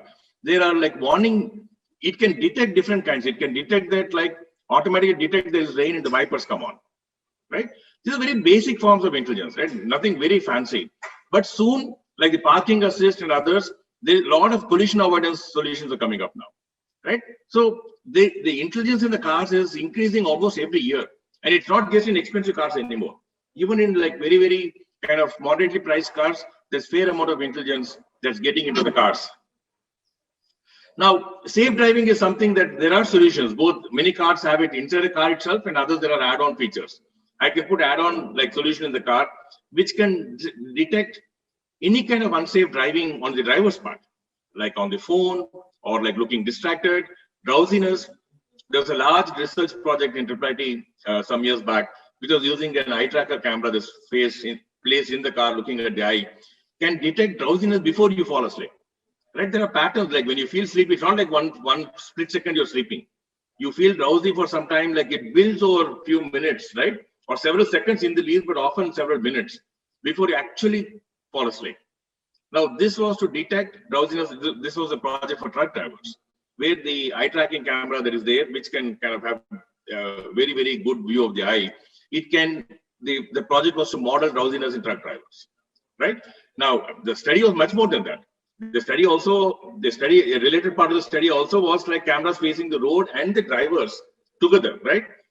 In the night, they studied the effect of headlights on truck drivers, right? What kind of reaction times are getting affected by looking at what's happening on the road when the headlights are coming in the opposite side, and where is it that the truck driver is losing the attention. Now, so just there's fair amount of safety related solutions just looking at drivers. Now that's happening today. There are solutions, like I said, some in the cars itself and some that are outside the cars. Now, there are many cars that will track and warn you if you're kind of not keeping safe distance. There are some cars that will only just beep. There are other cars that actually start applying brakes. There are many cars that in the list will not allow you to accelerate at that point. Okay, it will not apply the brakes for you. But when you're too close to a car, it won't at least allow you to accelerate. Now, this is again relatively safe AI, right? I mean, all it's giving is a warning. But the warning is not about just I'm within 20 feet from a car. The warning is based on the speed of the cars around, the speed of the car in front of me, speed of my car, speed of the cars behind. Am I accelerating? If I'm not accelerating, it's not an issue, right? Even if I'm within 30 feet, that car is going at 90 kilometers speed, I'm going at 90 kilometers speed, but both are going at same speed. It's not an issue. 30 feet is okay. It's a safe distance. But same 30 feet, the other car is going at 90 and I'm accelerating, right? I'm going at 120, which means that very quickly I'm going to close in. So the same 30 feet is not okay if I'm accelerating. Now, so these are all like again, as a human being, we think of this without very, very subconsciously. We know when to apply the brake. We know when to kind of turn the lane. How do you make a machine do it? That's where a lot of the work is happening in terms of all the autonomous driving solutions. The self-driving cars is only an extreme form of it. There are a lot of such intelligence which is just around safety, right? Like when you're behind a car in traffic, it can find out if you're too close to somebody. It can detect if somebody's coming into your lane. It can detect like you're changing lanes and there's a car very close to you. All these things the systems can detect today, right? Just in terms of what's happening on the road. Now, again, the extension of this is also around like braking. If I'm braking too hard, right, I'm likely to, or I need to brake, right? Sometimes it can instruct me to brake. Look, you have to do hard braking now. I mean, there are new systems that actually go brake for you also. But at least even if they don't brake for you, it can instruct you to brake if you're really, really close to somebody and you didn't apply the brakes, or the other way around. Like I'm braking like it is, I don't need to hard brake, but I'm needlessly hard braking. Or there is hard braking and you won't take some corrective action. I have to brake hard because something has happened, a vehicle suddenly stopped in front of me or somebody just came into the road. So just detecting hard braking itself is, again, like, I mean, it can do many things once the car knows, the AI knows that you're doing hard braking. We got another solution recently from one of the large motor companies around automatic braking system. So they have an ABS system, like anti-lock braking system, right? Which is like to prevent the car from, the wheels from blocking and then car skidding, right? So the anti-lock braking is like when you do hard braking, there's a mechanism in terms of how much force to apply. So it's not that I press and the brake goes and presses. So the anti-lock braking system, like I press, it's only giving signal to the brake to press. Then the brake decides when to press, how much to press and release, and there are different types of actual braking that happens. Now in this system, they were using AI. They had a basic anti-lock braking system earlier, which is, depending on the road condition alone, it will change the way it brakes. They wanted much more than that. Now they have a small AI system sitting at the brake in the car. Now it's looking at the vehicle speed, it's looking at the weather outside, it's looking at the road outside, it's looking at how the driver was driving just before braking. Basing on all that, it decides what is the ideal braking mechanism and ideal braking force. Both mechanism meaning like these brakes can brake release very fast, and also how much force to apply. So the AI algorithm decides. So they started building this already, and they have lots of data from the past. Now all that is being used to kind of arrive at what's the ideal model, make the machine learn how much pressure to give under different conditions. Now, so there's an AI system sitting in the brake, right, of a car. So you go. And there's a lot more possible inside the cars, right? There's a lot more possible inside cars. If you just go outside the cars, I mean, there's AI. I mean, just identifying a car, identifying traffic is just the starting point, right? There's a lot more. Like, for instance, one of our recently published research works in our robotics lab is about, like, when you talk about autonomous driving, we just look at identifying people, cars, like dogs and other animals and such, right? Now, this project was specifically about spotting very small objects on the road.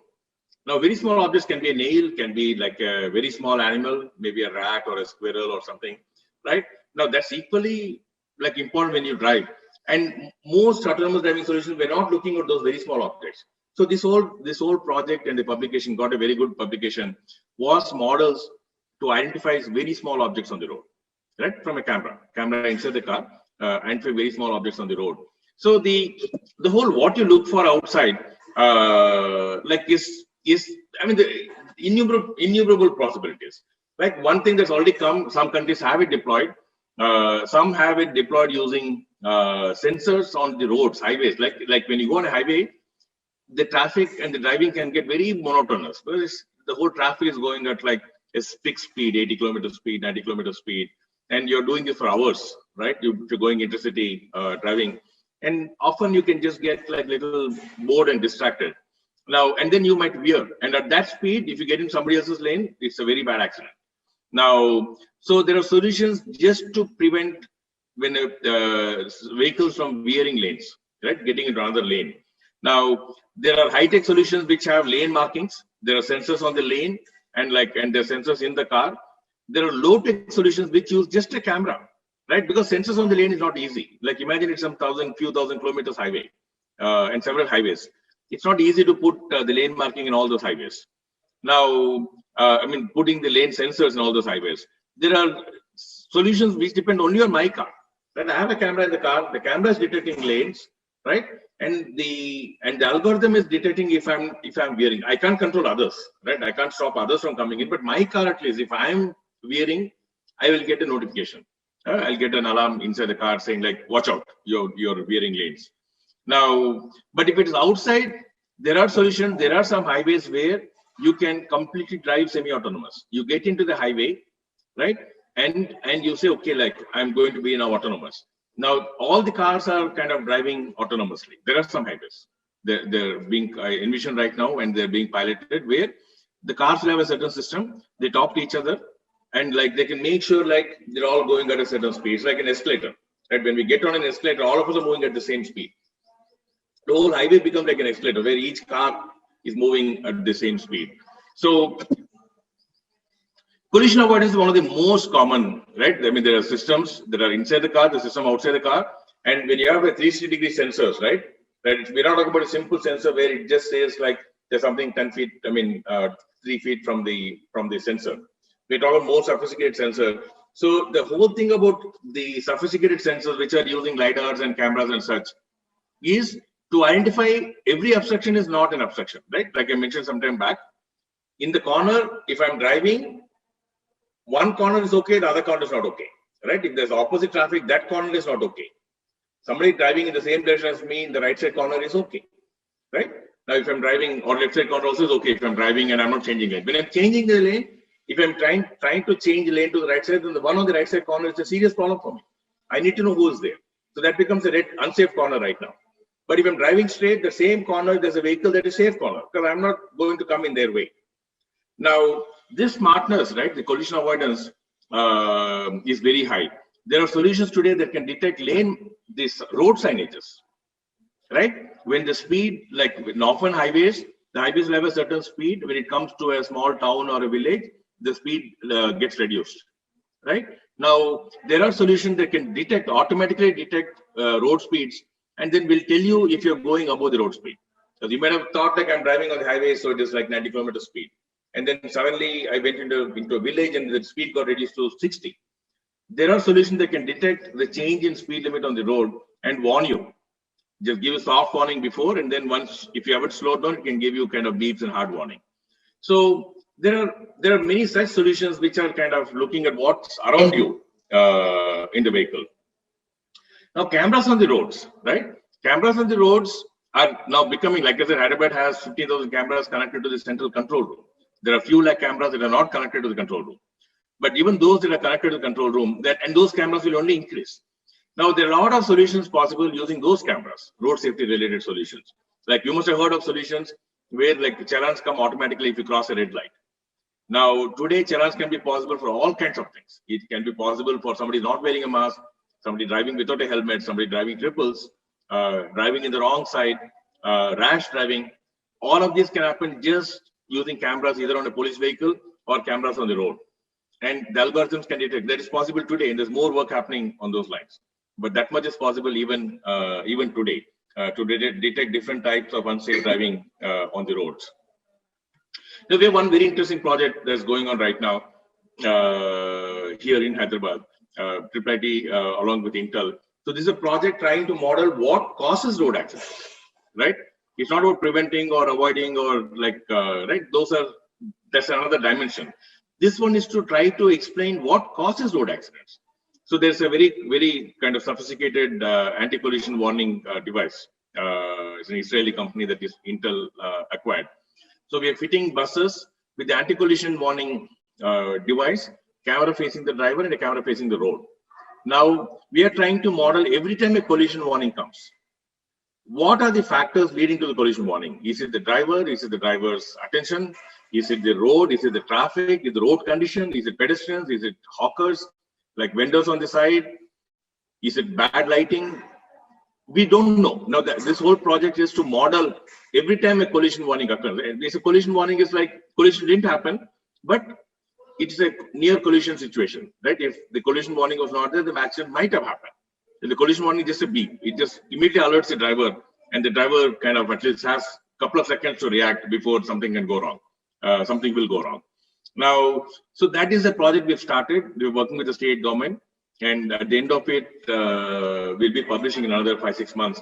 We'll be publishing a report on what all leads to road accidents. And some of it is the driver itself. That is not much in your control, right? That's each driver, it's only driver education. But a lot of it is in the government's control. It's things that's happening on the road.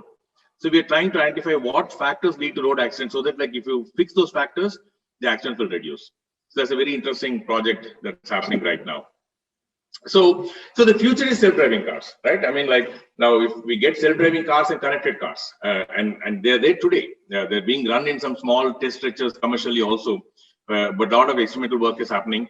And so the self-driving cars work happening in India, this work happening in Hyderabad. And so I think it should be as early as next 5 years. We should see self-driving cars even in India and in the world. Today, they're still very, very restricted. The self-driving cars are still not allowed on main roads, but in limited stretches, they're allowed today. They're given permission to operate, like say, as a taxi or such. And but the technology is getting better.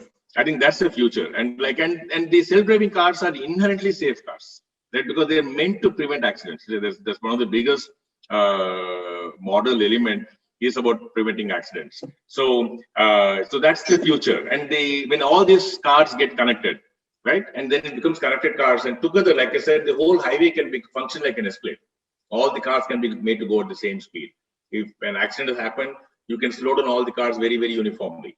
And so a lot can happen when you take self-driving cars a step further and have these connected cars. It becomes a huge web of a system with almost like all the hundreds or thousands of cars on that highway forms one system. They can function like together. So a lot is possible in the coming years. This was just a glimpse into some of the work that's happening around AI and road safety. And stay tuned, and a lot more interesting stuff will be coming out in the coming years from across the world, across the country, and definitely from Tripartite. Thank you so much. Thank you so much, sir, for your valuable insights. So, ladies and gentlemen, next up, we have an inspiring personality who is successfully running an organization called Ride E-Transport, which is an app-based EV rental business. So it's an environment-friendly mobility solution within the city. They have collaborated with Maharashtra Metro Rail Corporation to provide feeder services at metro stations in Nagpur and Pune city. Yes, ladies and gentlemen, he is Mr. Arun Bhardwaj. Let's have him with us to talk about transitioning from corporate to entrepreneurship. Hi, good afternoon to everybody. Thank you very much for inviting me to speak on the innovation, the event of KPIT Sparkle. I believe KPIT is doing a great job in the innovation sector, and they are promoting the students to adopt this way, which is actually a great job done by Sparkle. I think they are doing it from 2015 onwards, and they have, I think, done a great job with these students. As far as my name is Arun Bhardwaj. I head the company called Ride and Run Mobility Solutions into electrical vehicle space. So let's give me 2 minutes to tell about me. My name, I have 29-30 years of experience into IT, and I have worked in overseas, US, UK, and Singapore, and came to India. But after doing a lot of job in IT, doing a lot of projects and all this, that was something at the back of mind was, innovation. Innovation we used to do in IT also. We have IPs and all this, but, not satisfied. I wanted to touch the common people's life. That's how I thought, when my son passed out from the college, he said, we have he gave me an idea to start some mobility solutions. Students in Pune face a lot of traveling problems while in the odd hours. So we thought of starting some scooter service which is placed in their college and hostels so that they can use 24/7. The idea graduated from petrol to electrical vehicles. So we did a extensive study across the globe, how this was adopted, how the adoption happens, what are the challenges and all. But anyway, in 2018, we started this and it was a big hit. Students really like it because it's 24/7 available to them. This was the innovation in two ways. One is, giving best services to our customers. As well, we are doing our duty towards the environment. As we know that Pune is having large number of two-wheelers and the pollution level is also growing. So we thought that let's contribute something apart from the business towards the environment and the community. We started this project, although there was a lot of challenges came up in between, but challenges comes and goes, but you should be really determined to do some innovative work. So this, we have started with the, mobile app, which gives, flexibility to search for scooters where all it's available near your location, and you can book through the app, you run it, and then park at the nearest location. We have, faced the challenges of government policies, people's adoption, because battery scooter has a limitation to travel such, limited distance. Initially it was, but then it was adopted by the students. We keep the scooters in various pockets in the city. And now, if you see nowadays, the government policy is coming up and pushing this industry, the adoption will further go up. We have now, in this 2.5 years journey, we have roped in with the Indian Army to run this service on a rental in their premises. We also have now we have a strategic partnership for providing these environment friendly and cost effective scooters to delivery companies like e-com companies, Flipkart, Amazon, Urban Clap, others. Also, we have partnered with Mahametro in Nagpur and Pune, where we are providing at the metro stations so that people can use it, only the metro commuters. This is to cover first and last mile connectivity. This why I say innovation. Innovation is not on a technological base, but yes, we are touching the individuals, and we are doing innovation on a cost. As you see that the petrol cost is going high, so on a B2B model, the riders whose salary have gone down during this COVID situation, they can earn better with the cost-effective scooters. They use it for the delivery. So, the adoption is very fast in this scenario. Even for the passengers, if they see, people earlier used to share the cabs. Now they don't want to share the cabs, but they want to hire a scooter which is cost-effective and individual, which is sanitized. So you are not exposed to anybody close to you for any kind of pandemic situation. For my message to the students, that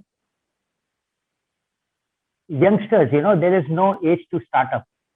If you see, I'm 55 and I started this project at the age of 54. Of course, I'll have to work with the young minds. They give us the new ideas, and so whenever you think of doing innovation, just go ahead and do the innovation in the field which touches the lives of the people. This is my message to the students. Thank you very much to the Sparkle to give me this opportunity to talk about my project, and this is where I come from. Thank you very much. Thank you so much, Mr. Arun Bhardwaj, for giving us your time and energy and sharing the insights. And now, next up, we have the most awaited panel discussion that covers the hot topic, startup. We have Tapish, who is Head Sales and Business Development for Sust Labs, a startup in the residential energy analytics space. Prior to this, Mr. Tapish led national incubation programs at CIIE, IIM Ahmedabad's Technology Business Incubator and Fund. He is here as a moderator to drive the discussion. I request Mr. Bhatt to join us for a conversation on entrepreneurship journey of student innovators. Hi, everybody. Welcome to this panel discussion about the entrepreneurship journey of student innovators at KPIT Sparkle 2021. I'm delighted to have an esteemed panel here to be discussing this topic with us. We have with us Dr. Anita Gupta, who's the advisor and head of innovation and entrepreneurship at the Department of Science and Technology, Government of India. She has more than 25 years of experience in the management of Government of India programs on innovation, entrepreneurship, startups, and incubation. We have with us Ms. Poini Bhatt, who's the CEO of Sign at IIT Bombay. She's a qualified legal and compliance professional and has more than 3 decades experience in industry and academia, most of which has been steering the Sign IIT Bombay towards success. We have with us Mr. Anupam Jalote, who's the CEO of iCreate in Gujarat. He has been a blend of an entrepreneur and an intrapreneur, and has worked with more than 4 companies in the telecom space for over more than 15 years in very, very senior leadership positions. And he has a very extensive startup experience leading iCreate as well as his twin startups. We also have with us Professor Satyendra Kumar, who's the General Manager of the TBI at the Krishna Institute of Engineering and Technology. And he has been initiating technology commercialization and fostering the institution to institution and industry to institution linkages in his region. And by way of specialized services, assistance and consultancy to SMEs, has been working very, very deeply with them. So Dr. Anita, I wanted to ask you the question about the government interventions for promoting entrepreneurship in colleges and pre-colleges in India. And you've been working in this space for a while. So could you please touch upon a little on that? Yeah. So thank you, Tapish. DST has been in the forefront of promoting innovations across the board, be it at the school level, then at the collegiate level. So let me dwell a bit about our interventions as far as the school kids are concerned. We have a very encouraging program for of its kind in the country. It's the Inspire Manak program, wherein in the age of 10 to 15 years, we are trying to create a culture of creativity and problem solving, and also inspiring students to take up science as a career also. So as they move forward, this has been going on for a while, and this has really given a lot of boost to foster the culture of innovation and has instilled that in the schools across India. It is a pan-India coverage, and the way we have structured the entire program is to figure out about a lakh of students who appear in the state level board, or you can say the central board, and there the filtration and the selection process goes on at the district level. Then the top ones, it's a 10% filtration at each level. And if we scout for innovations and like aiming and targeting about a lakh of innovations across India, about 10,000 reach at the state level. It is further filtered down. 1,000 ones reach at the national level, and top 60 are awarded. And a couple of years back, these students were also taken as a part of innovators in residence at Rashtrapati Bhavan. That was a huge honor. And Festival of Innovation actually also became a flagship event at Rashtrapati Bhavan. But ever since after that, it has been moving on state-wise. And this has really created the initial, you can say, it's a sprinkle efforts for creating the culture of innovation. And to add to it, ever since Atal Innovation Mission, through its tinkering labs, has also embarked upon creating the rapid prototyping facilities. So coupled with these two, I think these two are the major interventions from the Government of India's side, propelling the culture of innovation at school level. And going forward at the ones at the collegiate level, we have through our Nidhi program coined 2 programs which are tailored and focused on primarily the student innovators. One is the Entrepreneur in Residence program with a fellowship program. Some of the students who opt out of the campus placement have shown a clear passion and the potential to be entrepreneurs. We give a modest fellowship of 30,000 per month. And I think the 3 years of our efforts have really started bearing fruits. 70% of these EIR recipients, 300 odd in all, are actually have a registered startup. So this is given a good pipeline, not only to be a problem solver, come out with innovative solutions, but also be a part of startup journey. So that's one, and the Prayas program, which has also become you can say a most visible program in terms of the idea to prototype journey, facilitating through a grant support of up to 10 lakhs. This is also a clear indication that, like, given the kind of proper support, hand holding, coupled with the kind of you can say a Prayas Shala, we call it a Fab Lab. So all these are really channelizing the innovative minds towards the solutions which are largely India specific, and cutting across all the domains, be it the social domain. We have been there are some now stars coming out of these programs, be it like Squaddies, which was installed. A classroom project turned into a successful startup. Now the product being sold in the e-commerce sites like Amazon, and the innovation gets visibility from PM, awarded to PM, and World Toilet Association as a retrofitted toilet seat, enabling elderly to use Indian toilets without having knee problems. So the kind of problems one looks around, is observant, and then comes out with a solution which actually targets to address the very pain point, and cutting across, be it like social sector, industrial sector, any sector which actually India has prioritized as a part of its New India program, or now we call it Atmanirbhar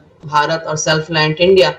So we have to really engage, inspire, and instill the culture of innovation, and catch them young. So catching them young is only possible if we are aiming to tap them through variety of means, through variety of funding programs, and institutions hold a lot of responsibility in creating that enabling environment, the ecosystem within the institute. So that goes, and then we have a couple of PPP programs to India Innovation Growth Program, which is a dedicated vertical to tap students to University Challenge. And so is the case with Texas Instrument, IICDC, with which we have partnered with NSR Bangalore.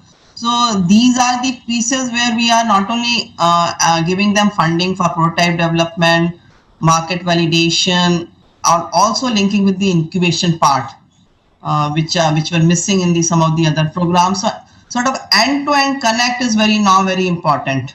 So while getting award and recognition goes a long way in building the strong seeding from the student side, but like we have to figure out which are the real serious ones, the passionate ones, and link them with the appropriate mechanisms, be in the form of incubation or acceleration, whatever, wherever. So industry connect.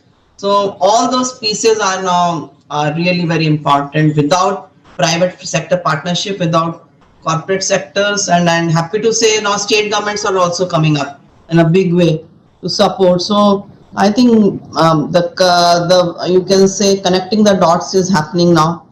We were working in silos, but now collectively we are all working, and this has started taking shape, which we can be proud of.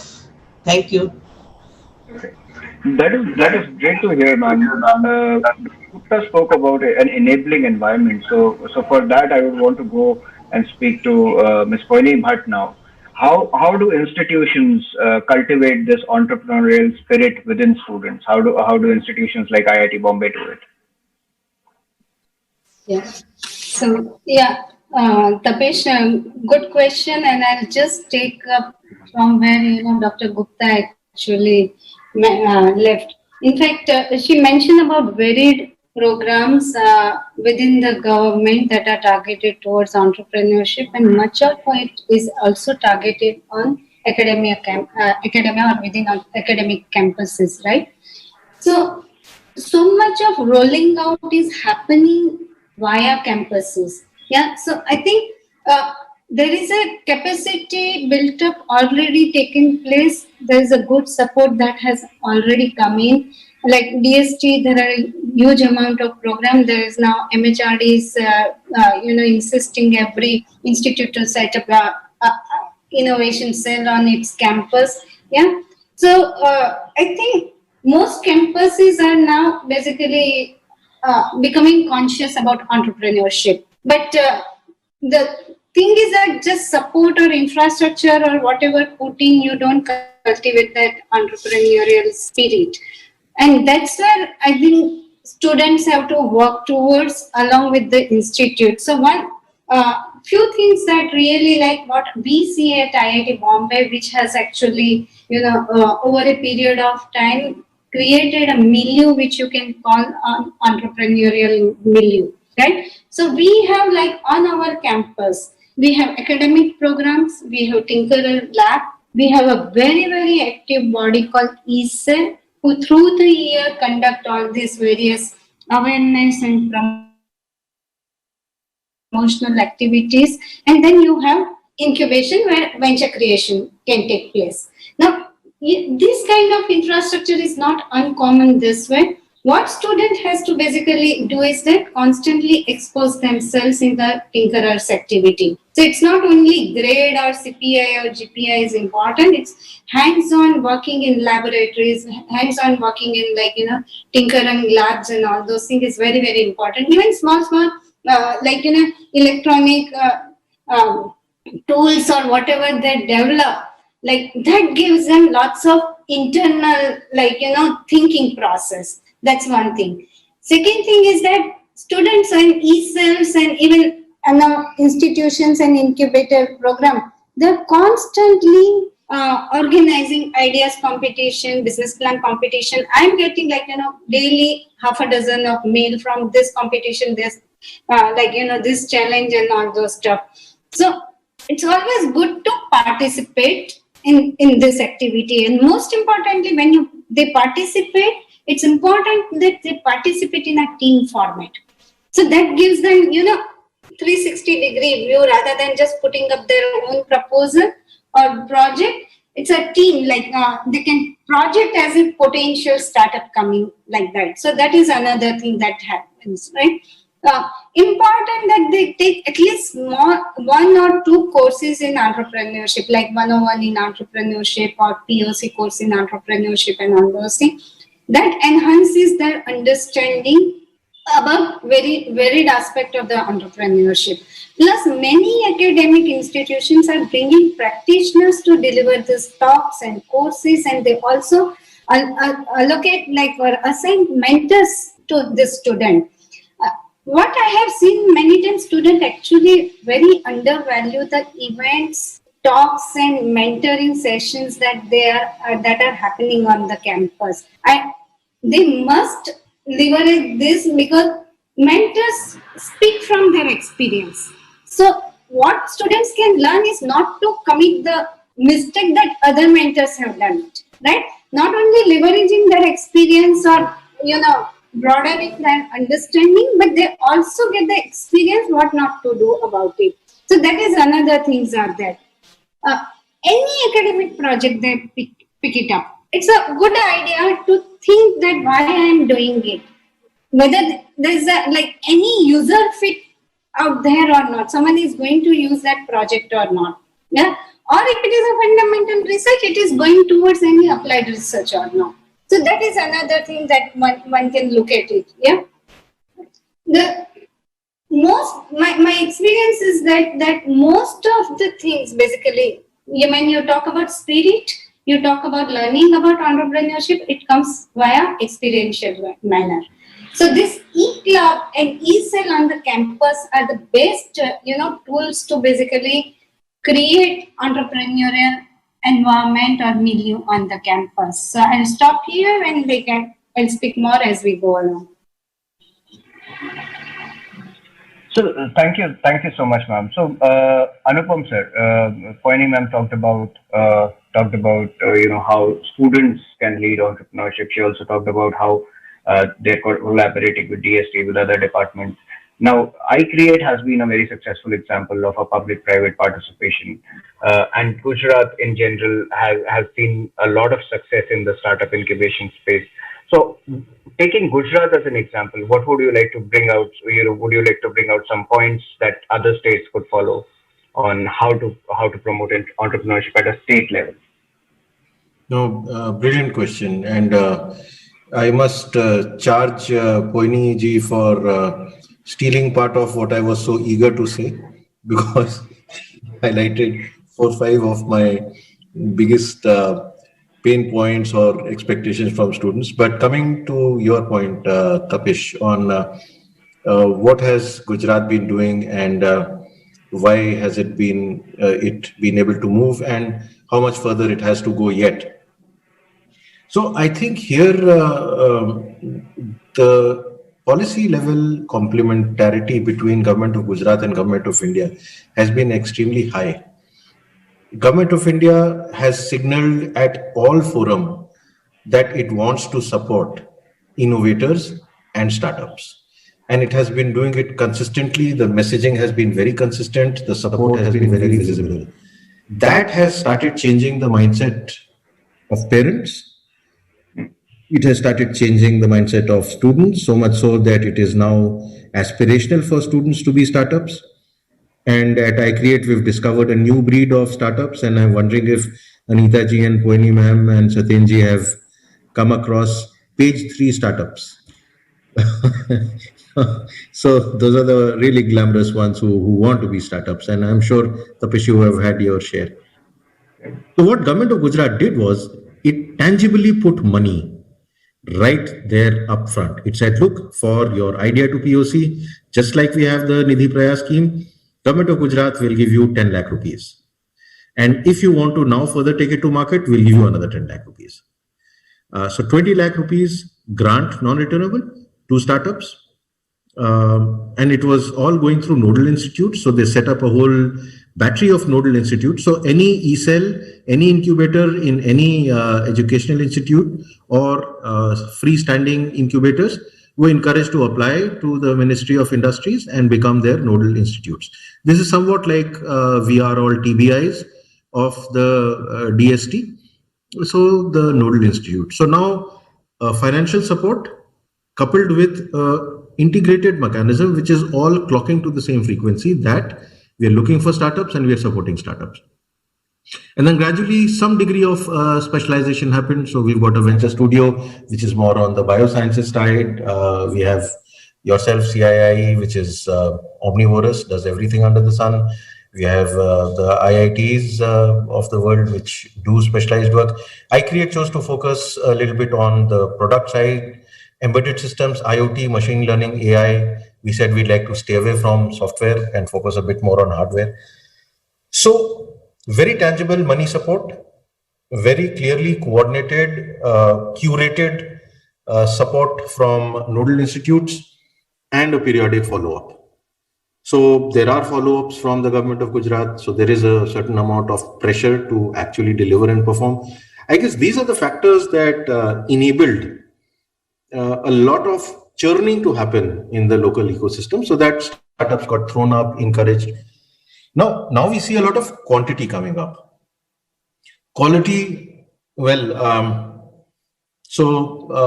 here's the thing. Since I've joined iCreate, and this is my 5th year here, I've personally handled a little over 300 projects. Precisely 1.0% have been technically competent.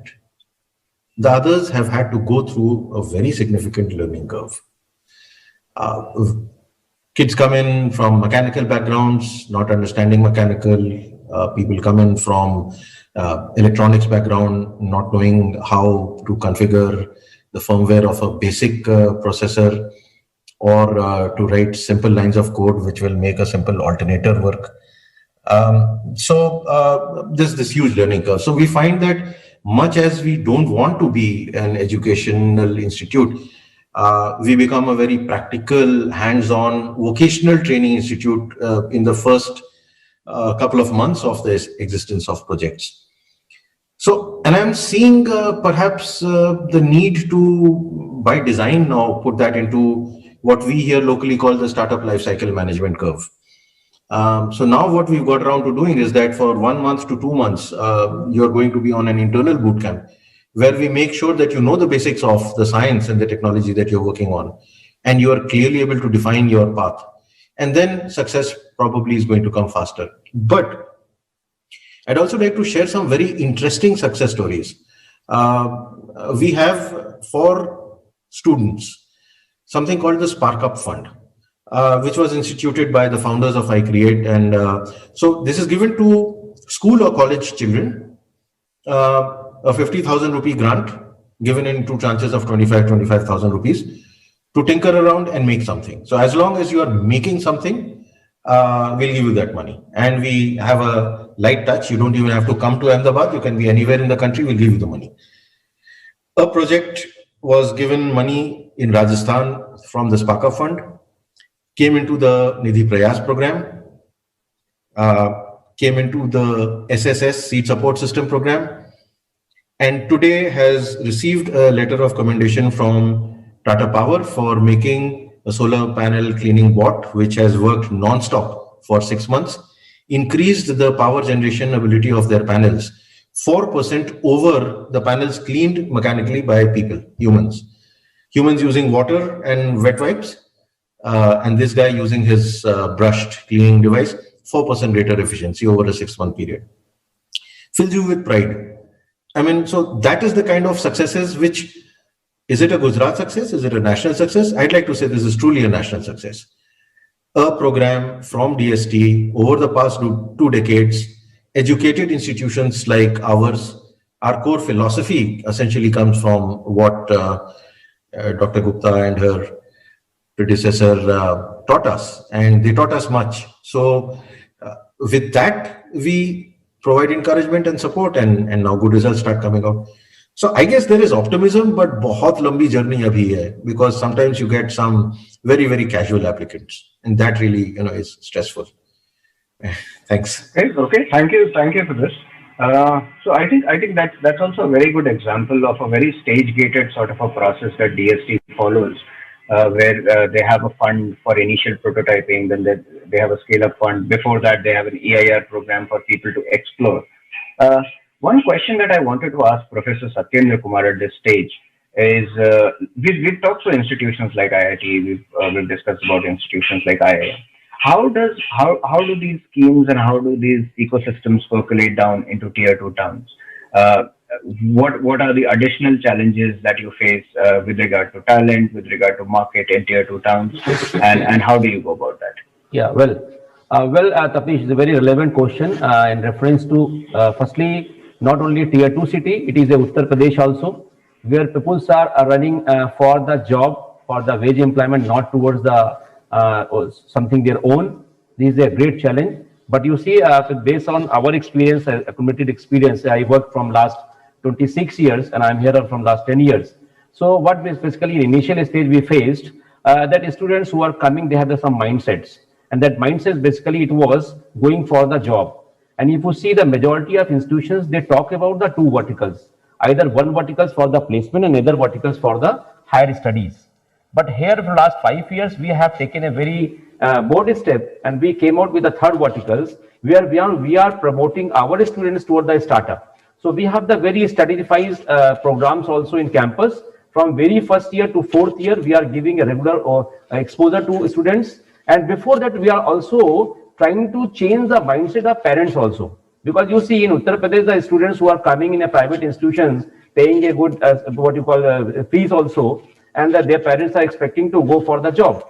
And this is also the focus of college also. But from last 5 years, we came out with the 3rd verticals and very, very exhaustive verticals we have developed here. Our faculty members are very intensively, they are supporting this one. And we are giving exposure to parent also. So we are trying to change the mindset of parents also initially. In every year in the orientation programs and also during the other visits, we try to give exposure to their parents also. How basically we are doing? We are inviting our startups who are passed out from this college. And we have a good success stories here. I tell you one story. This basically a student, he belongs to a family. His father was a development officer in LIC. He was in a Wipro, left the job and came to me and he told me, sir, I want to start a dal mill. Then asked him, what Ravish you are saying? You are from the computer science, talking about this, dal mill. Then I asked him, his English was very good. I suggested him, why not to come out with the innovative idea, how to memorize toughest English words which are commonly used in CAT and MAT examination. because the selection of Uttar Pradesh or selection of North Indian peoples are very less in cat and mat. Because I was trying to touch their heart so that they can start understanding. This took around 21 months. He developed this project basically and start earning good amount. And I tell you, then he jumped from there to retail food chain. And today now he's investing around 1200 crores. I am saying a person belongs to a family from service class. Now he's investing 1200 crores in his retail food chain, and he's got the master franchisee of Burger King and Kazu also. So he basically changed from there. This is one. So it is only because of our ecosystem, and no doubt this Nidhi Prayas and Nidhi IR. From last year, it has given a boost to our campus. In fact, I tell you, and not we are catering our students. We have the students from IT Bombay, IT Kharagpur, and other institutions. They are coming here because we have we believe in a parenting. Mentoring is the one thing, but we believe in a parenting. It's a new concept. We are working on that. So we are trying to give a sort of parenting feeling to the students who are coming from other states or from my college also. So they feel good. Yes, we have the good support ecosystem here, and no doubt what Dr. Poini has already expressed about we have the dedicated e-cell also, and they also around the year they are organizing various events, various programs also. We have our own mentors also here, those who are giving the exposures, and also the conducive environment which has been created only because of the management. Because we have one policy here, that is earn while learn. Means students who are coming and they have the below poverty line or the poverty line, they want to do something, the college is paying them to develop some innovative products. And many products have been developed. What Mr. Jalote was saying, same project has been developed in my campus here. His company is Andre Solution. And now they are also installed this product at the various places also. This is a national pride, we can say. So these steps we are developing. And second, very important, we have developed a maker lab, an innovation lab also. We have hired a person from Deloitte. He worked there from the very years, and now he's working as a head of this innovation. Now he is giving a exposure, and for that we have developed around 12 clubs also in campus. Only for the design club, then we have for the coding club. The many clubs have been developed only to give our startups or the students who are looking for this journey to opt startups. So this is a very good, I can say, the good growth is there. Now we are trying to change them from job seeker to job provider also. Okay, thank you. Okay, thank you so much, Satyen. So Dr. Gupta, I wanted to ask you another question. Like we saw the difference in approach and also the similarity in approach between multiple institutions. Now, one thing that we see as supporters of startups is we always talk about high valuations, we talk about high projects, but a lot of these are also very long gestation projects. It takes a lot of money and a lot of time to go in. What is DST's view on startups which are not technology startups or which are primarily which will go down the path of SMEs rather than go down the path of startups? Like, is that something within your purview, and how do you plan to support that? So, frankly speaking, Abhishek, our you can say target beneficiaries were primarily technology-driven startups.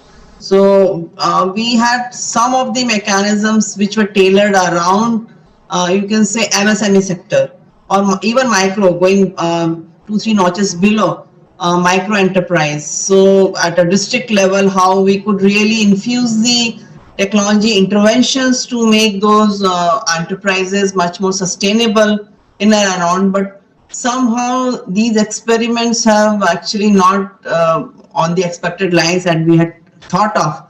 And since now we have a clear-cut distinction, because MSME sector is the nodal ministry, the line ministry which focuses on MSME. Where we have a role to play is that we are a knowledge partner in a variety of mechanisms, programs we conduct on pan-India basis. So that's how we are contributing. But like going forward, this sector, MSME sector, needs a lot of push in variety of ways, because if we are targeting manufacturing as the top end sector for Atmanirbhar Bharat mission, this sector has to be re-energized.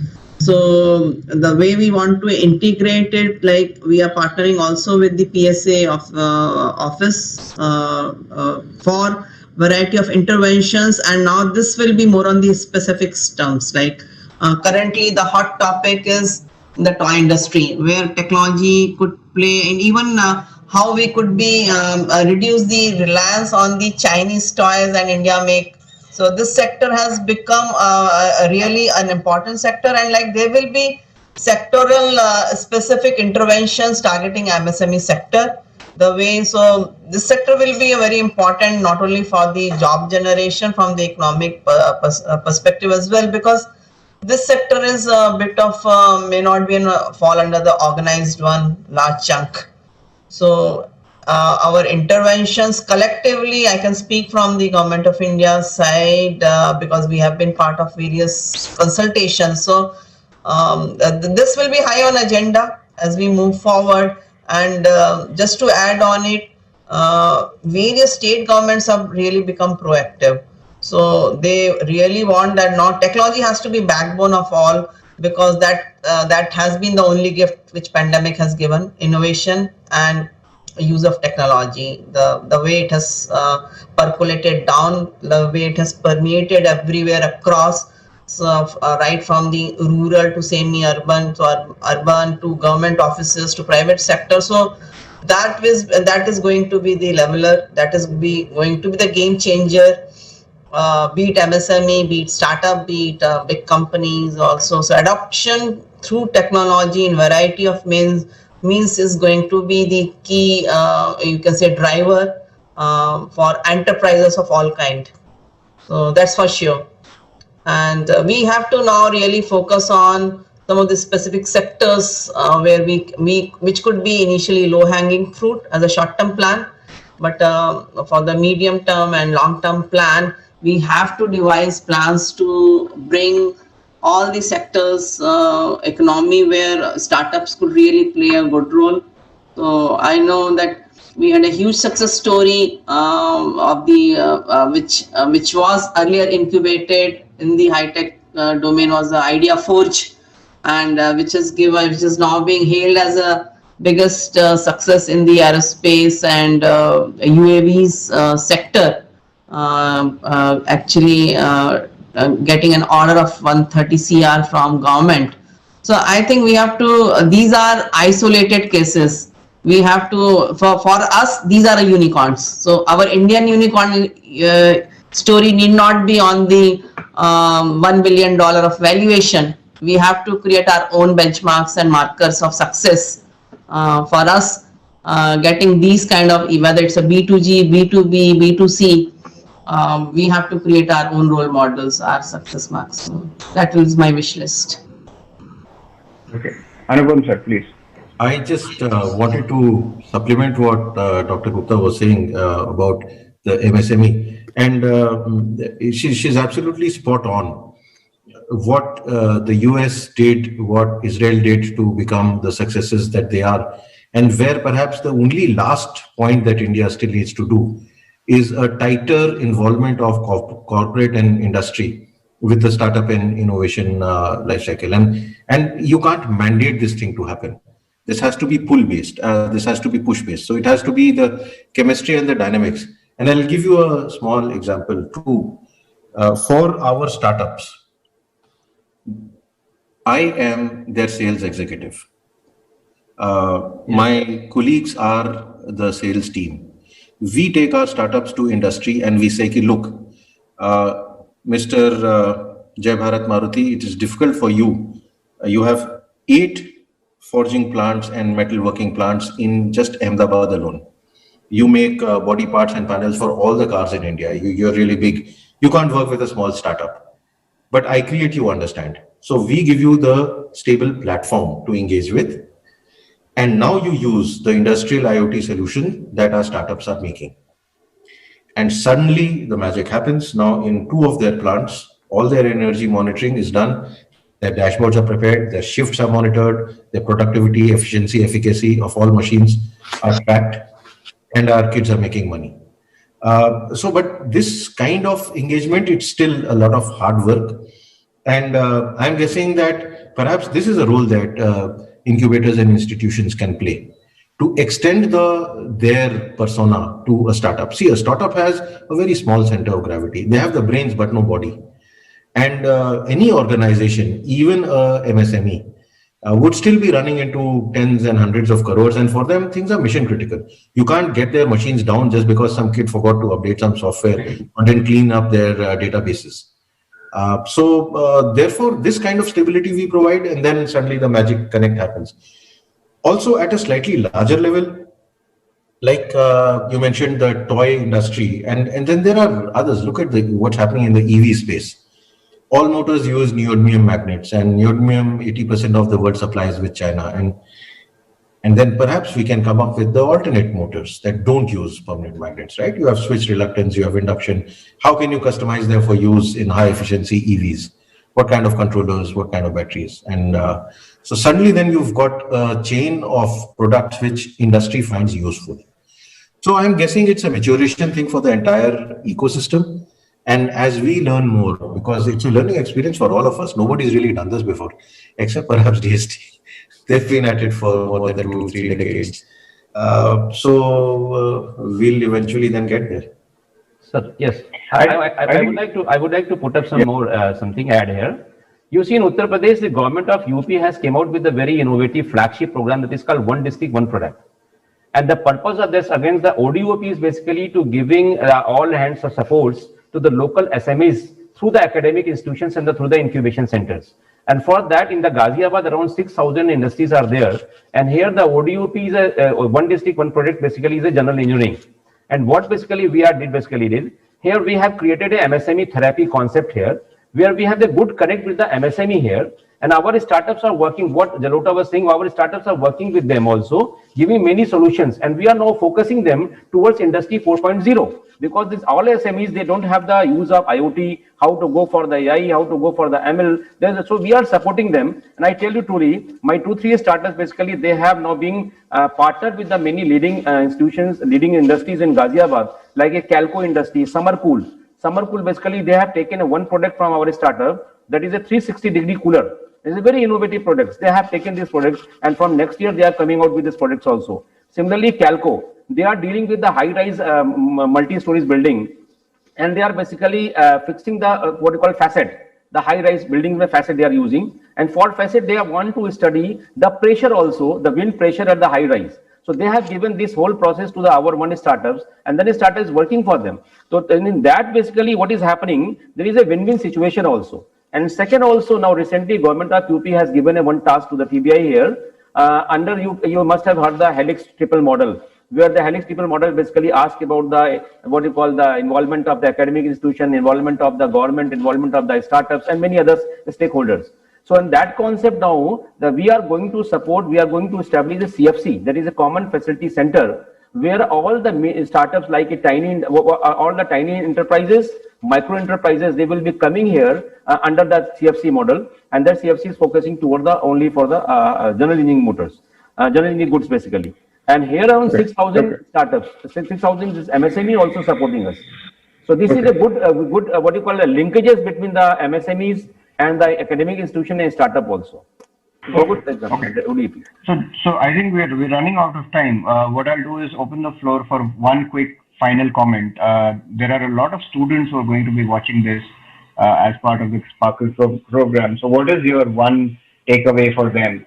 What is it that they should do today if they're not doing today, and what is it that they should be looking forward to?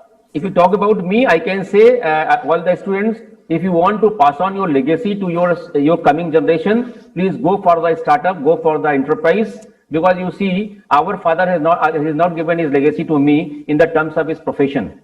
He was a very senior IS officer. When he basically retired, I could not manage that one because I'm working somewhere. So pass on the legacy. So it is my to the all students. If they want to pass on their legacy to their coming generation, please go for the startup of this entrepreneur as a career option. This is my one. Absolutely. Pointing, ma'am.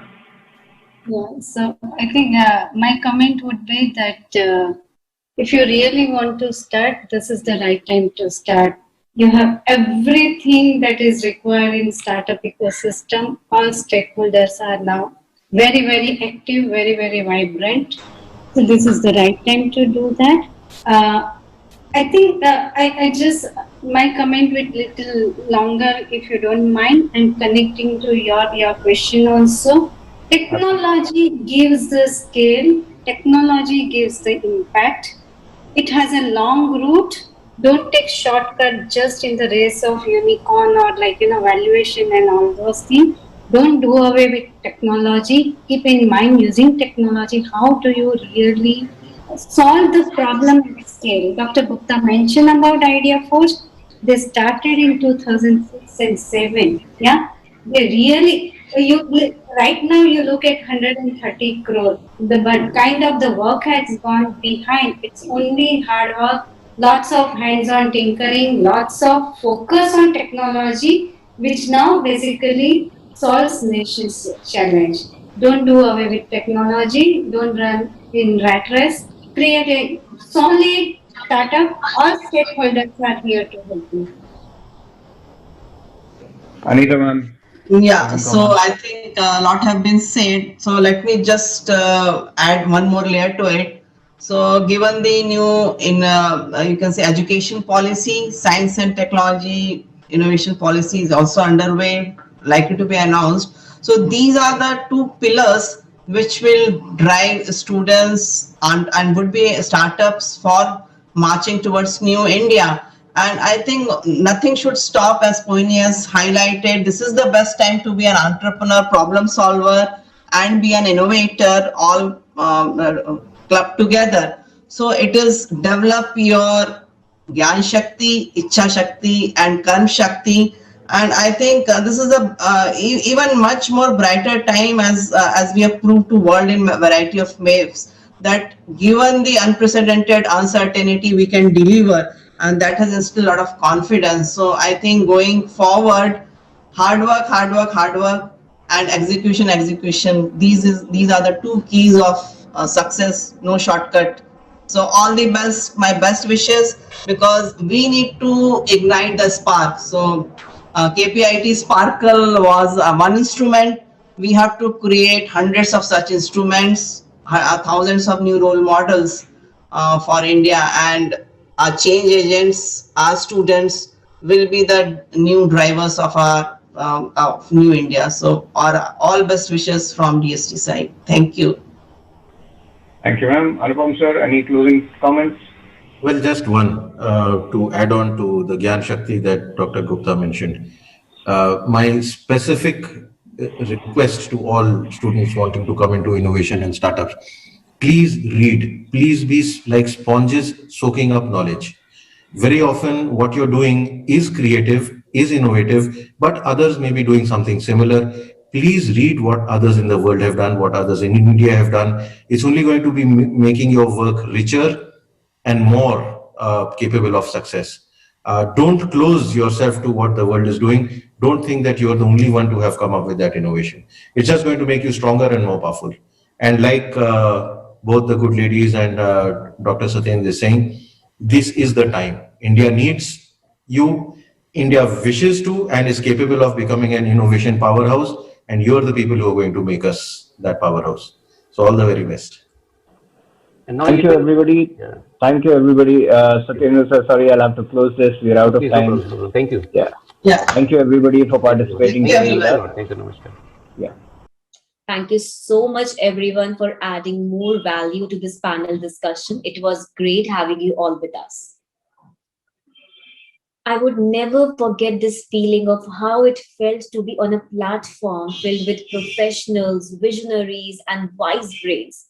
You all have made it so special and so important to bring everything together.